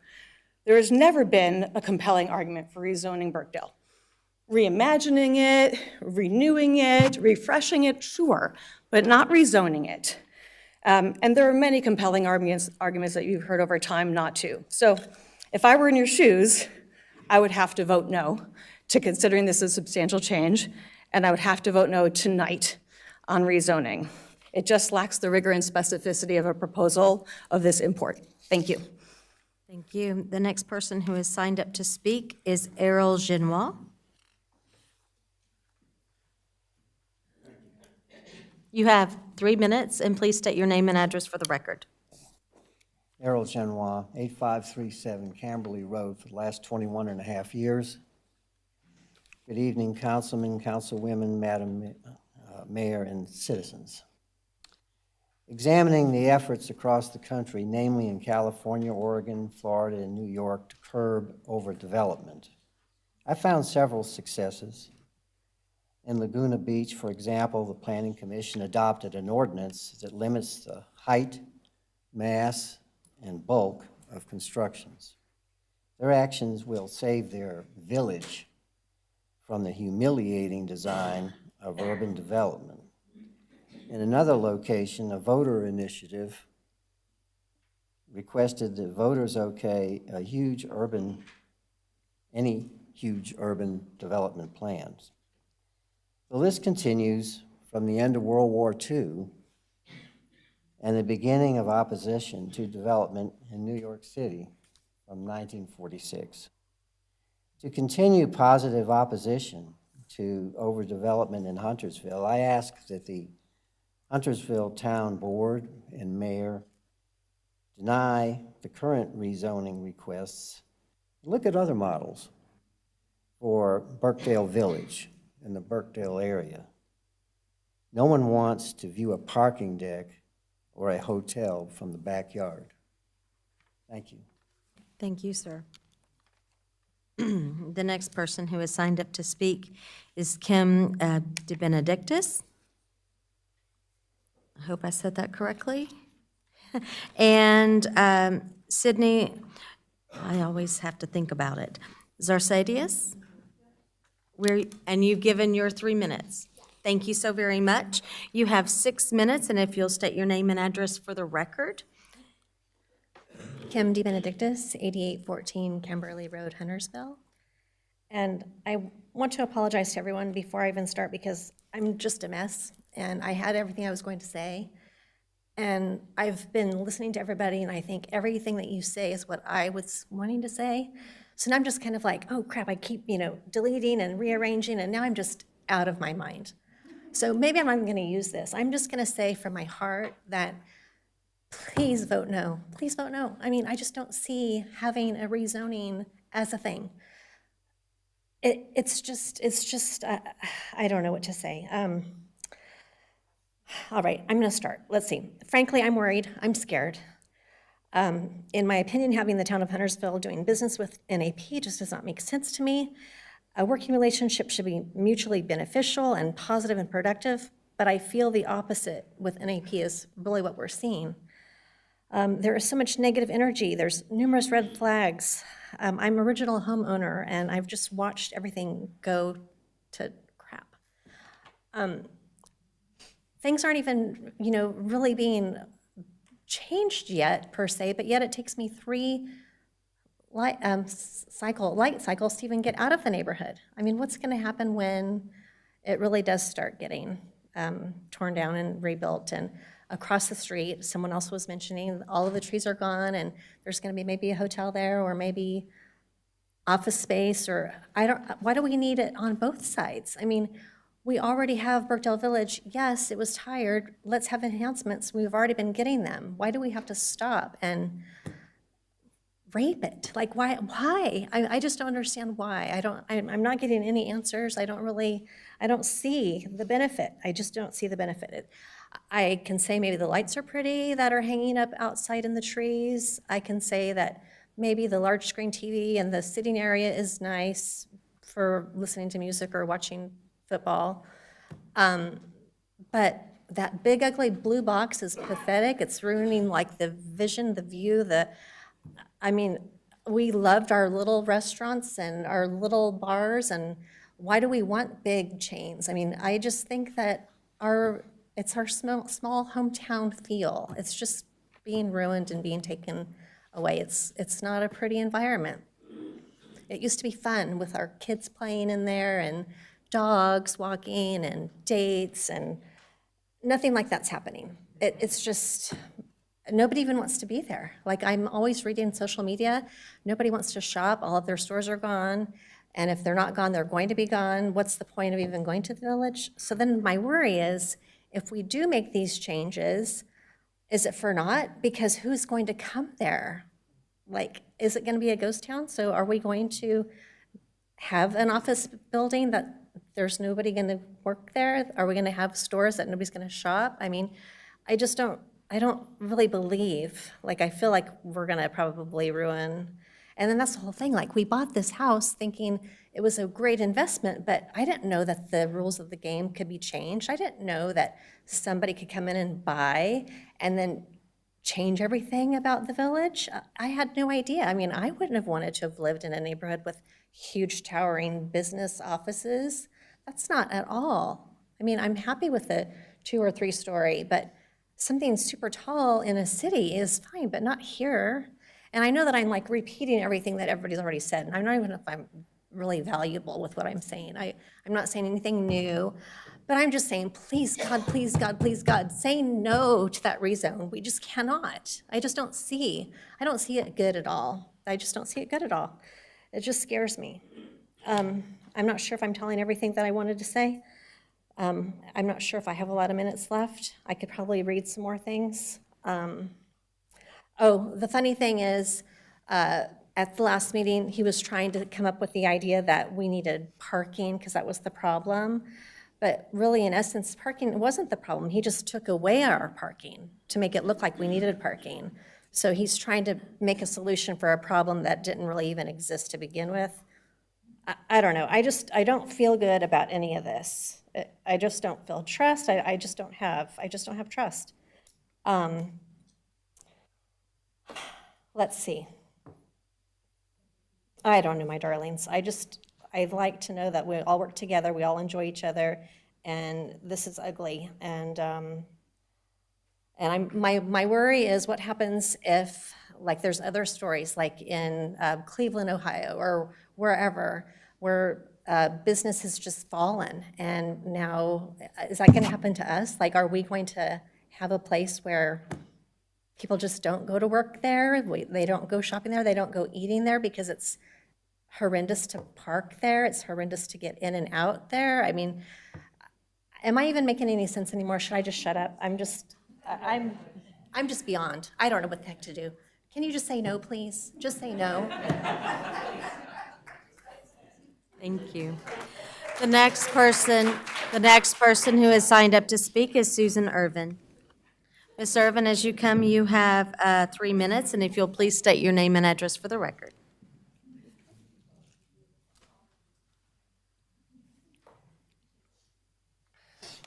Thank you. I'm Susan Irvin, representing the applicant, North American Properties. First, I want to thank the commissioners and the mayor, and the town manager, and the clerk, everyone who's here tonight. I also want to thank everyone who's here who's spoken, and I don't envy the board the job of taking, personal comments that have been made tonight and weighing them against, a larger kind of future of Huntersville. I will say it's always been my experience that it's very difficult to imagine things that haven't happened yet. And my experience has been that oftentimes people do have a lot of emotion about things that they are afraid will happen, and they believe that they will happen. So what we'd like to do is focus on really what the facts are. I'm just going to give you a few statistics here to kind of focus on the issue of substantial change, because that was raised tonight. The first change I'd like to mention between the original proposal and what's being proposed now is that during the AM peak hour, when all the cars are exiting the major intersections that go into Birkdale, that exiting traffic is reduced by 80% from the original proposal to this proposal. And that makes sense because 350 multifamily units have been removed from this proposal. And those are the people who are leaving in the morning, to go to work or to take their kids to school.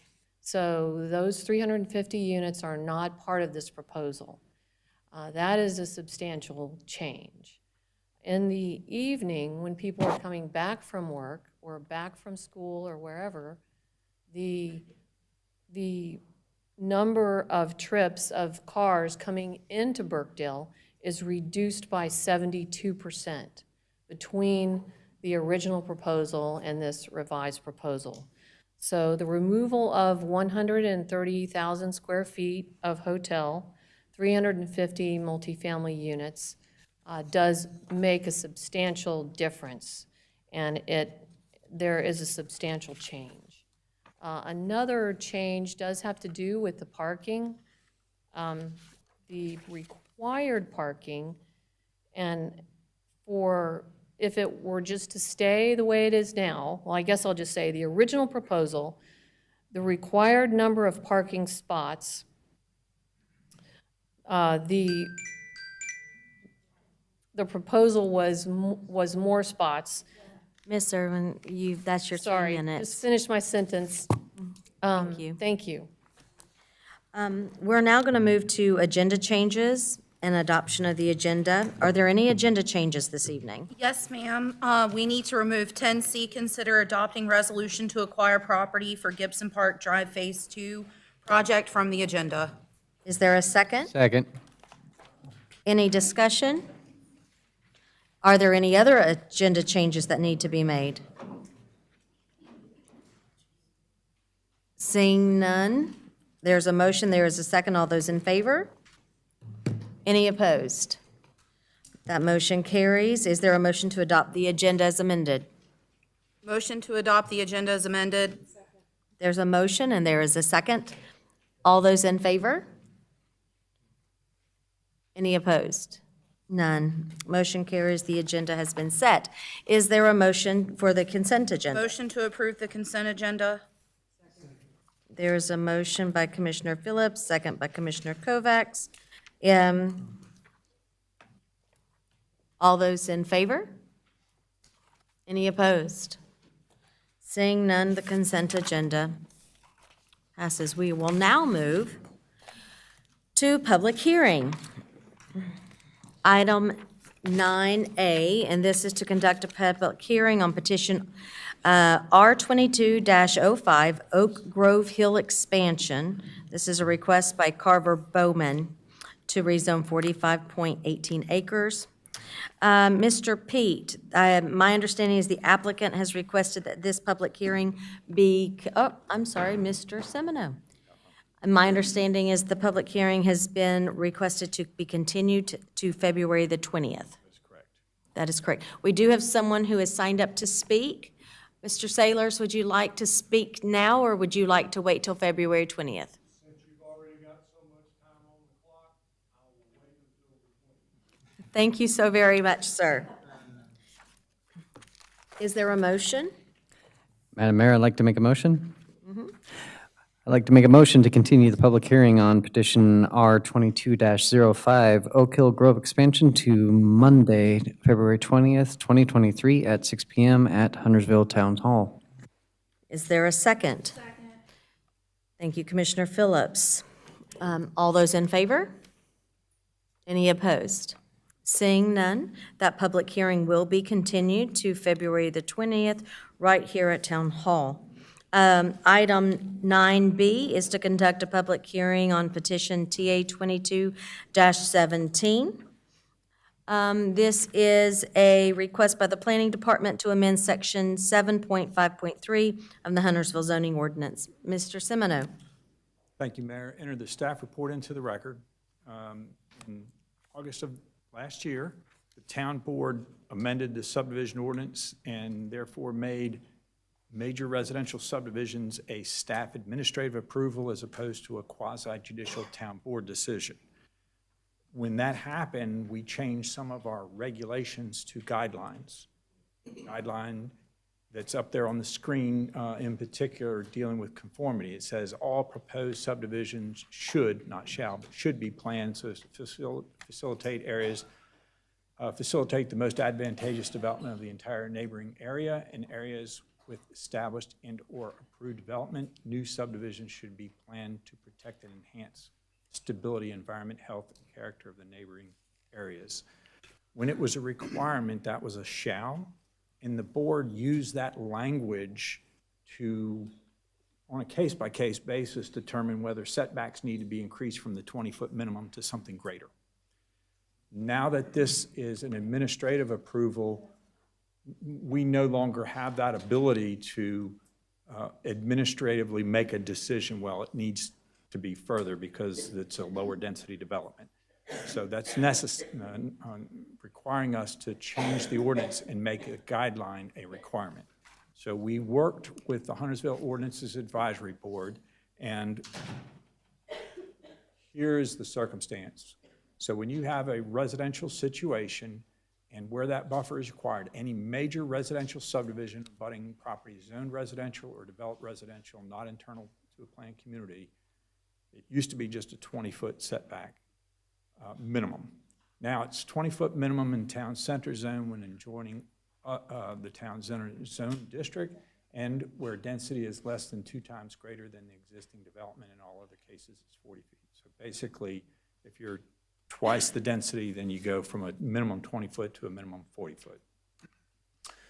Some examples, so Whitaker Point, which was approved as Cook Farm, that happens to adjoin Gilead Ridge, and the lots are basically the same, so that 20-foot buffer still stays a 20-foot buffer. Brownlee subdivision, which was approved as Asbury Chapel Road, that joins existing Marabella subdivision. Again, the lots are similar. There's not twice the density, so it stays 20 feet. The hamlet at Huntersville, that 20-foot minimum buffer would have to increase to a 40-foot because that development is more than 2 times the existing Plum Creek neighborhood, so that would, a 40-foot would apply there. Likewise, Mays Road, they adjoin property that's very kind of low-density farmettes, so that 20-foot minimum buffer would have been increased to a 40-foot. And the last example has actually a combination. So Ranson Road, you can see to what we would say is the west and to the south is residential subdivision, but to the north is large lot residential subdivision. So in this particular case, the development, this is what was originally approved, and with these lines here in red, this is where the 40-foot would have to come in because they are larger lot developments. So that is the ordinance, and happy to answer any questions the board has at this point in time. All right, board members, do you have any questions for Mr. Semino? Commissioner Boone? Yes, and they did recommend approval. Thank you. Yeah. Anything else? All right. Seeing none, we will close that public hearing. Thank you, Mr. Semino.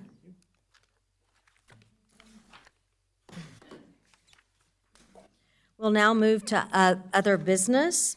Item 10A, and this is to consider a determination on petition R22-01, a request by DDRTC Birkdale Village to rezone 8.82 acres located at the intersection of Townley and Lindholm. Mr. Richards. Good evening. Here we are for, excuse me, drank and went down the wrong pipe. To ask the board for the determination on if there is a substantial change to the rezoning plans R2201 here at Birkdale Village. We've heard a lot about it this evening and over the last several weeks. Do a quick recap of what is currently being proposed. They're currently proposing a 150,000 square foot office, as well as replacing the existing 25,000 square feet of retail, which is primarily Barnes & Noble, with a revised 25,000 square foot of commercial. This pretty much illustrates the changes. In the lower right corner, you see they have removed the proposed hotel, the proposed mixed-use multifamily building, as well as one of the parking decks. In the upper left, you see the 110, now revised to 110-foot office building, as well as one parking deck that was originally 145 feet. They are also continuing to ask for one modification request to exceed the building height that's allowed by the ordinance.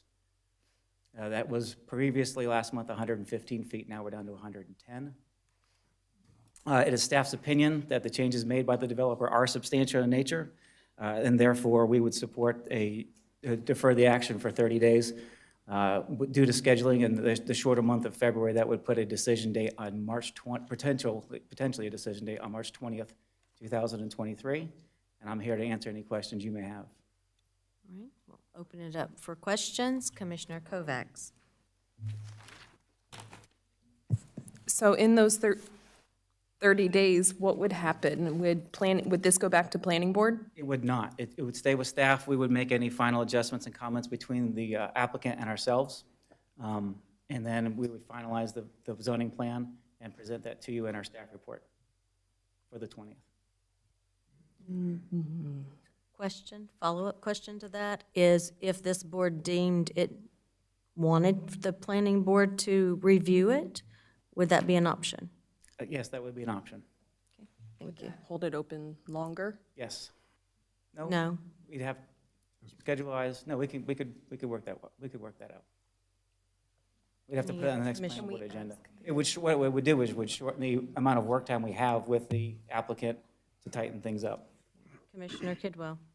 Yeah, Brian, Yes. last meeting, we knew that they were withdrawing the hotel and the apartments.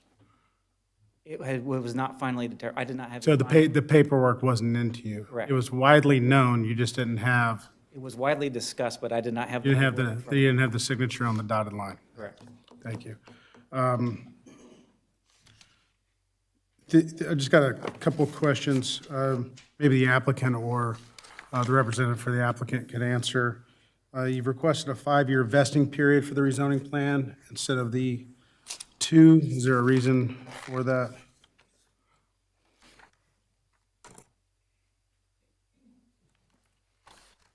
Thank you.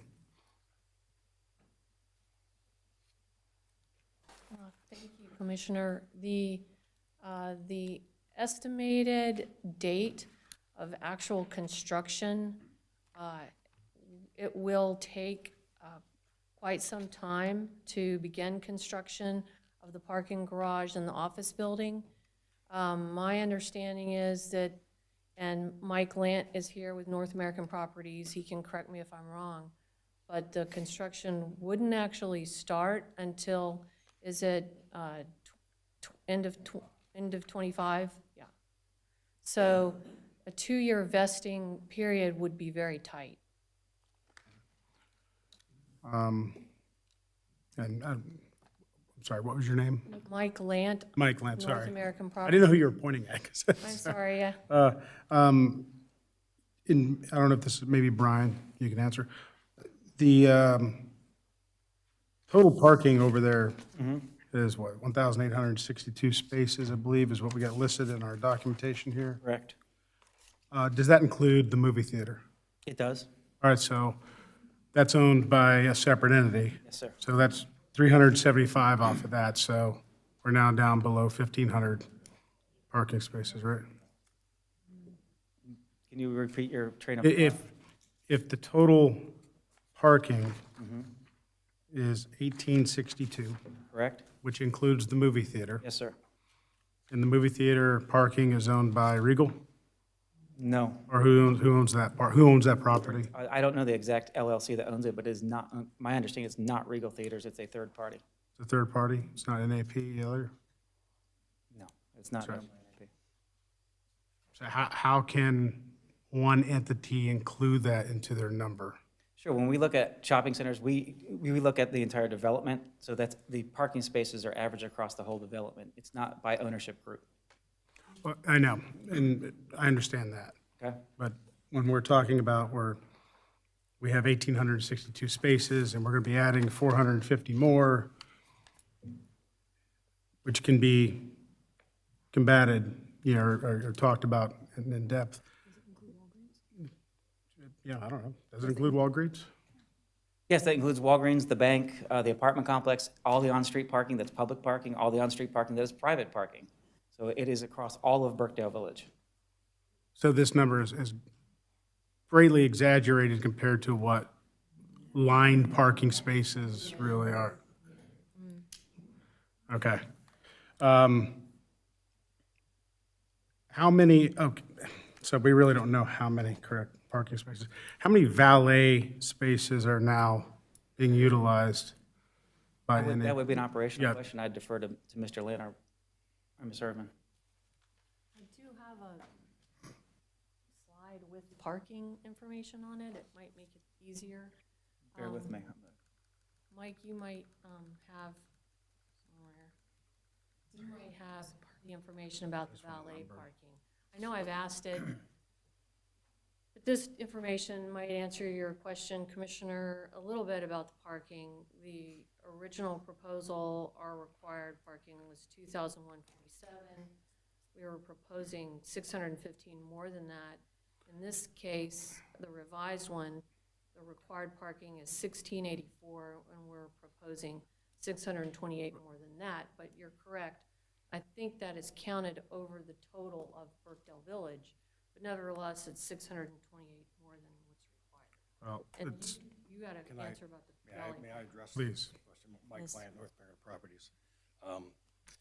There's a reciprocal easement agreement that covers the entire village, so there is no preferred parking, like Regal cannot stop anybody from parking on their parcel, and we can't prevent a Regal person from parking on the village side. That's the way the legal documentation works. So the 1,800 spaces is correct across the entire village. across all, Everybody's shares in it. what about the valet? Valet it's a require, I mean, it's a by need, all right? So our operations people are looking at it. Sometimes they'll have 0 spaces cordoned off, sometimes it'll be 20. Depends on the need. We're still continuing to evaluate that. Evaluate hours of valet because it's not being used that much right now. So we're pulling back the valet areas that are being striped off or cordoned off. And I want to just point out, early on in this board's being elected, we up here made the decision to allow the street to go private, which allowed NAP to close the circle. So as much as we can blame NAP, you got to blame us as well on that. And I'm fully throwing myself out there and saying, hey, I didn't think about what could have been. I was thinking, oh, they want to close it off, they want to do a valet. I can understand a valet. I like valet. I was down at a steakhouse this weekend with my family. I use valet. A little bit different area. I could have easily drove across the parking deck and parked. I didn't because I had my daughter with me, my in-laws, and my wife. And it's just easier corralling them at one spot. But as that's been talked about, I'm someone who takes responsibility. And so, yeah, I was one of the yes votes, thinking that it was going to be positive. I don't think it's turned out that way. I just want to throw that out there. Thank you, Madam Mayor. Thank you, everyone. Any other questions? Commissioner Kovacs? Commissioner Kovacs, just very quickly before, did you have a question? Okay, thank you, Commissioner Kovacs. I guess it's for Ms. Sloop, legal definition of substantial, and are we allowed to say this is not I'm just trying to find the guidelines. Yeah, so the zoning ordinance does not define substantial change, and when it's not defined in the ordinance, you have to go by the plain meaning, and that would be the definition that's found in the dictionary. And so when you look at the definition provided in Merriam-Webster for substantial, relevant definitions would be considerable in quantity, significantly great, consisting of or relating to substance, important, essential. So you all would have to decide whether or not, based on that plain meaning of the word substantial, you consider these changes to be substantial in nature.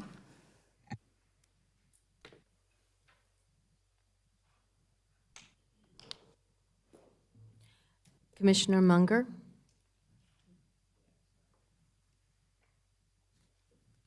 My apologies, taking some notes here as well.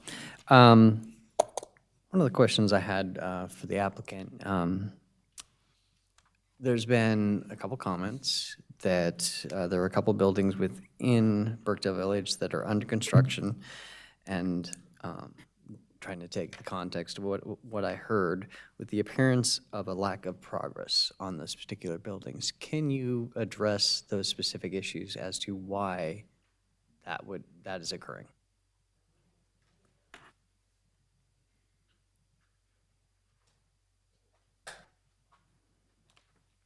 One of the buildings in the middle, it's tied up in permitting with the county. The second building it's been going around with the county in regarding to fire sprinkler. And if the, Yeah, you're gonna get a little closer to the mic. sorry about that. Get friendly with it, it's all good. One of the jewel boxes, or one of the buildings there that has, there is a lease signed, and the plans are being reviewed by the county. And it's been that way for a while. The county's been at least 3 months. Okay. So that one's tied up that way. The second one is tied up at the county as well, because the occupant load, the assumed occupant load on the roof. And so does the roof structure need to be sprinkled or not? So there's been consultants hired, they've done their analysis, no sprinklers required. Now the county wants to wait until the complete building plans are completed. So the tenant has waited to start their construction plans until they got word from the county, and now the county says, finish your plans, then we'll let you know. So that's where that's it. So both of them have active leases, active tenants who are drawing their plans. Okay. And are in permitting. Appreciate that. And I have 2 additional questions, and these questions you're gonna probably want to stay up there. Traffic flow specific related.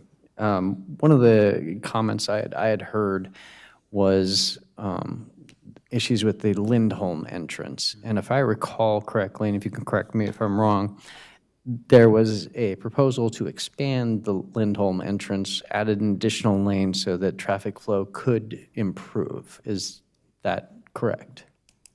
That was a concept that the developers brought forth, and to my knowledge, that has not been looked at from an engineering or analyzed by engineers as well.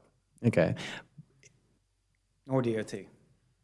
So let me ask the applicant, is that something you're willing to commit to should it pass muster and be able to be something that would be worthwhile to pursue?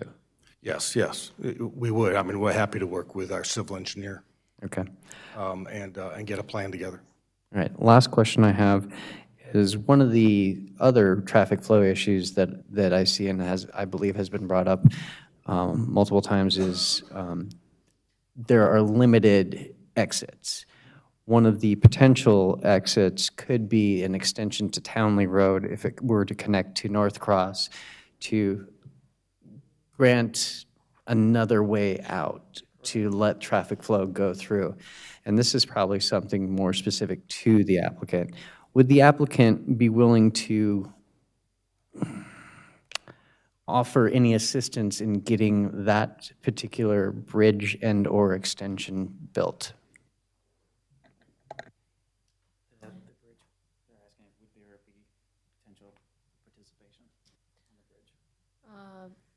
That is something that the applicant can discuss with its equity partners and definitely consider before the next vote. We also need to do some research on what the current requirements are for Townley construction. We did some research about that internally in our office, and we're working through that with the planning staff. Thank you. That's all I have for now. I'm going to piggyback off of some of what Munger's been asking. With Townley, the county, the county's going to be my theme right now with everything, because that's McDowell Creek watershed, and they're very protective over the watershed. So we need the county to be involved in that conversation before we start getting our hopes and dreams up that a road can be developed, because I know that there are specific frogs and some wildlife and nature that they're really protective of in that area. Yeah, I'm not aware of that area being environmentally sensitive or protected from any of our mapping, but that's not to say. Double check now, though. They've been changing a lot of stuff. I'm speaking from Sure. inheriting some experiences. Understood. Another county issue, the water feature. Did you guys ever get the permitting or that figured out with them this summer? Because that was pretty awful. You can talk. Thank you. The fountain did finally got permitted. It got constructed. About the time it got finally, and then we had a lot of inspections that changed some specifications on it. And then Christmas turn came, and so that was a location for the Christmas tree.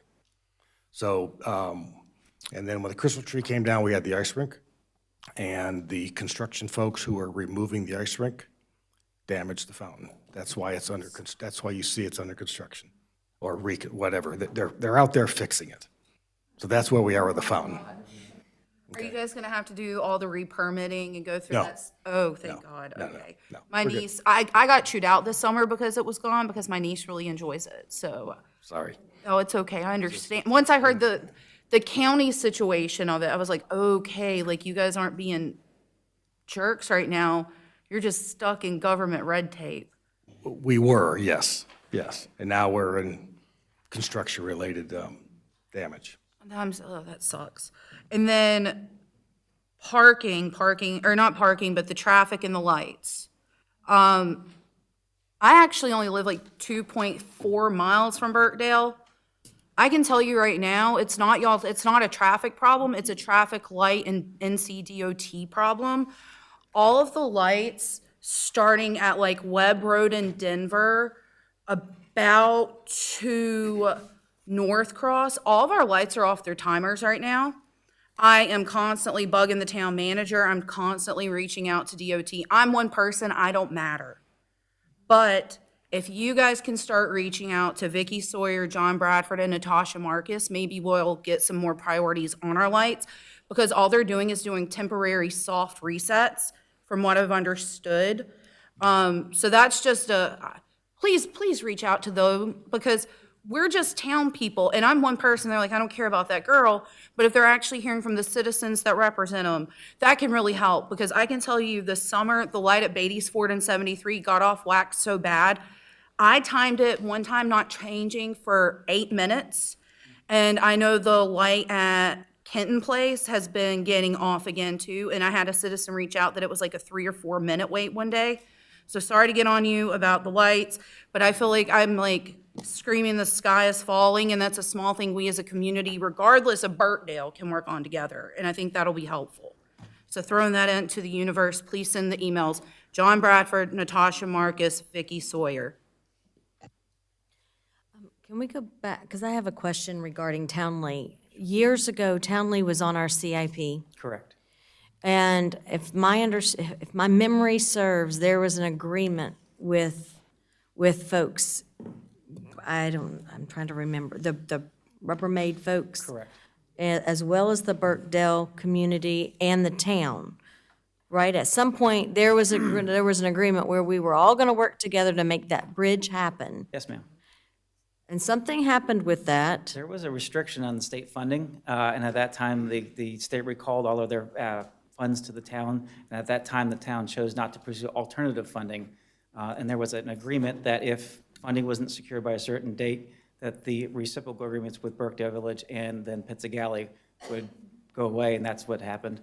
And then we've individually put it off and on this town CIP for the last 20 years. Currently is not listed on the CIP. Right, because about 5 years ago, 6 years ago, the board made the decision that until North Cross was connected, Correct. it did not make sense for us to pursue and keep it on our CIP. I do think that at some point when North Cross is connected, which is supposed to happen, Now, the right-of-way acquisition is currently underway for North Cross Drive. so construction's probably 2024, 2025, somewhere in there? Crossed, yes, ma'am. All right, so then at some point there, we'll need to circle back with the extension, regardless of the decision that happens with Birkdale. Commissioner Kovacs? Sorry, I'm still stuck on the semantics of substantial. So a question for Brian, I guess. If a plan was approved, a development was approved, and then a substantial change was made, it would come back to the board for a vote, correct? Correct. Would it go back to the planning board? Depending on the level of substantial. So how do we you have- guys define substantial? We do not we go back to, as Ms. Luke pointed out, the plain language in the dictionary. So we do have to make our choice as a staff, and people have the right to appeal our decision if they don't agree with that as well. Not Sorry. Any other questions for staff or the applicant? Commissioner Munger? I'd hate to be premature with the motion, but I have one ready. Okay. I'd like to make a motion to defer action on petition 2201, a request by DDRTC Birkdale Village until March 20th, 2023 at 6 PM at Huntersville Town Hall. The Town Board deems the amendments to the petition to be substantial in nature. This deferment will allow interested parties to comment on the amended petition.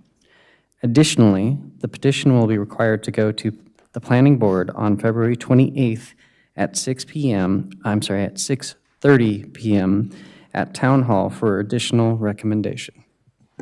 There's a motion. Is there a second? Second. There is a second. And just for clarification, as I'm writing down the motion, did you say going to the planning board on what date? February 8th 28th? is what I believe it is, at 6:30 PM. If anyone wants to correct me, feel free. Thank you. There is a motion. That is not the correct. Yes, that's That is the correct time. Okay, thank you very much. There's a motion, there is a second.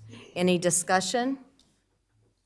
Seeing none, all those in favor of the continuance or deferral? 3. Does there need to be more discussion? Commissioner Phillips? So this is a substantial change. We, by opening this, or keeping it open, deferring it, we're sending it back to the planning board, which is another review, which I have not seen this board do since sitting up here, which is pretty flippin' remarkable. Also, it allows the public more time to comment and to put their eyes on things, which I think is really important, because otherwise we are silencing our citizens. And that is not okay. One of you guys said, and I'm going to paraphrase it, how can you approve that without seeing it? This is how we see it. This is how we see it. This is how we call their bluff. Come on, guys. This gives us more time to work on things to do it right. I don't want to be... It's not interactive now. Thank you, sir. I'm trying to help you guys out, like, for real. So, like, this is how you do it. Like, I wish that over the years, I've been involved with town politics for 18 years. I'm not kidding you. And I wish that I'd seen boards be more amenable to the citizens and actually listen. And, I mean, if this is call their bluff, and if they don't do a good job, then bye. Commissioner Boone? I'd like to make a point of order. I'd like the town attorney to tell me if I'm on the right thought process of this. We had discussion. The mayor called for a vote. We had 3 votes, and then we had discussion again. Are we changing our procedures? We're not changing our procedures. If you all would like to have additional discussion, you all as a board can decide to have additional discussion. The board decides, but some of us didn't have a chance to vote.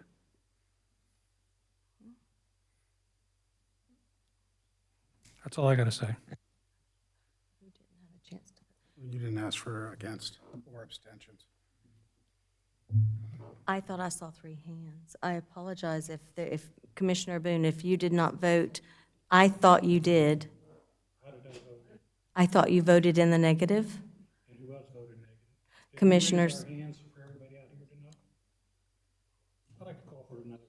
That's absolutely. So, Commissioner Munger, would you please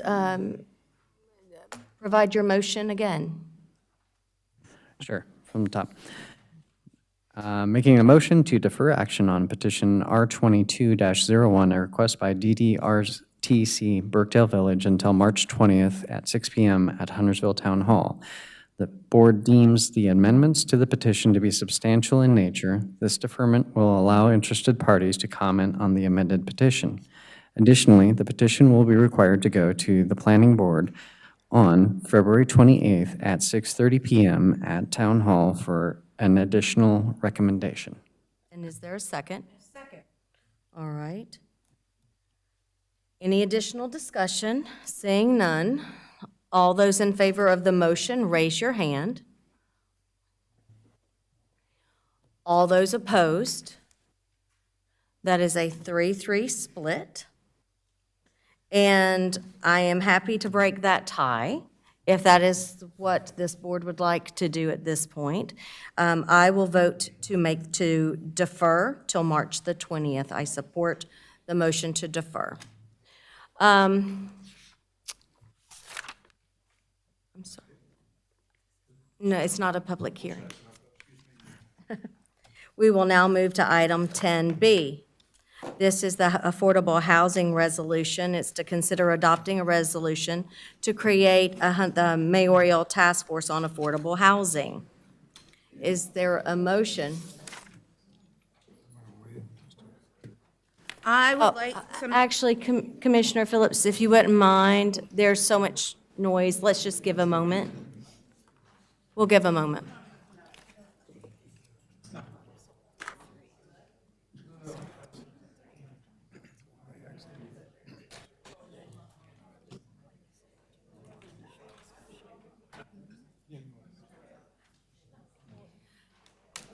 Folks, if you are leaving, if you'll please quietly make your way out of the chamber so that we can continue with business.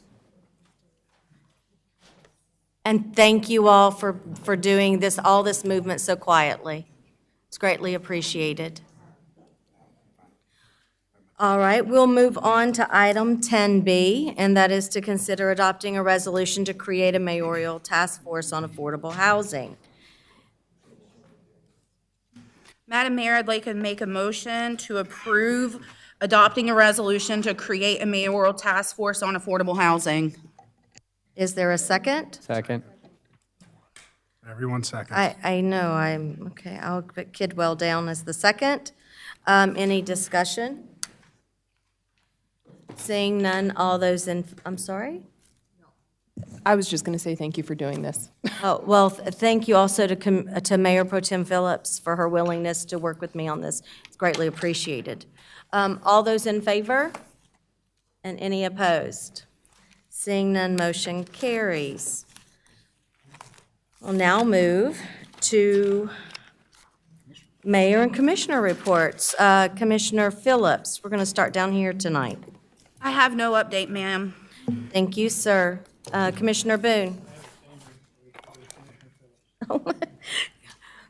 Commissioner Kovacs. Do you want me to say?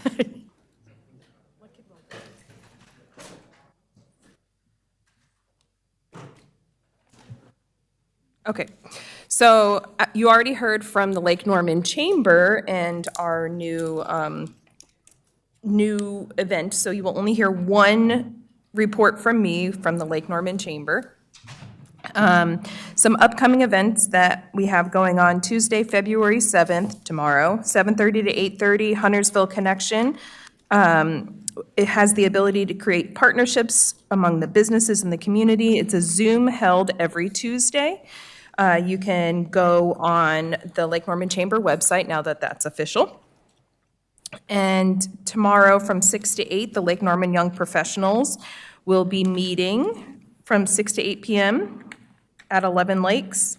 February 8th, the Lake Norman Membership Orientation. It's open to new, longtime, and prospective members. Meet the chamber team, tour the office, network. It's held at the Visitor Center.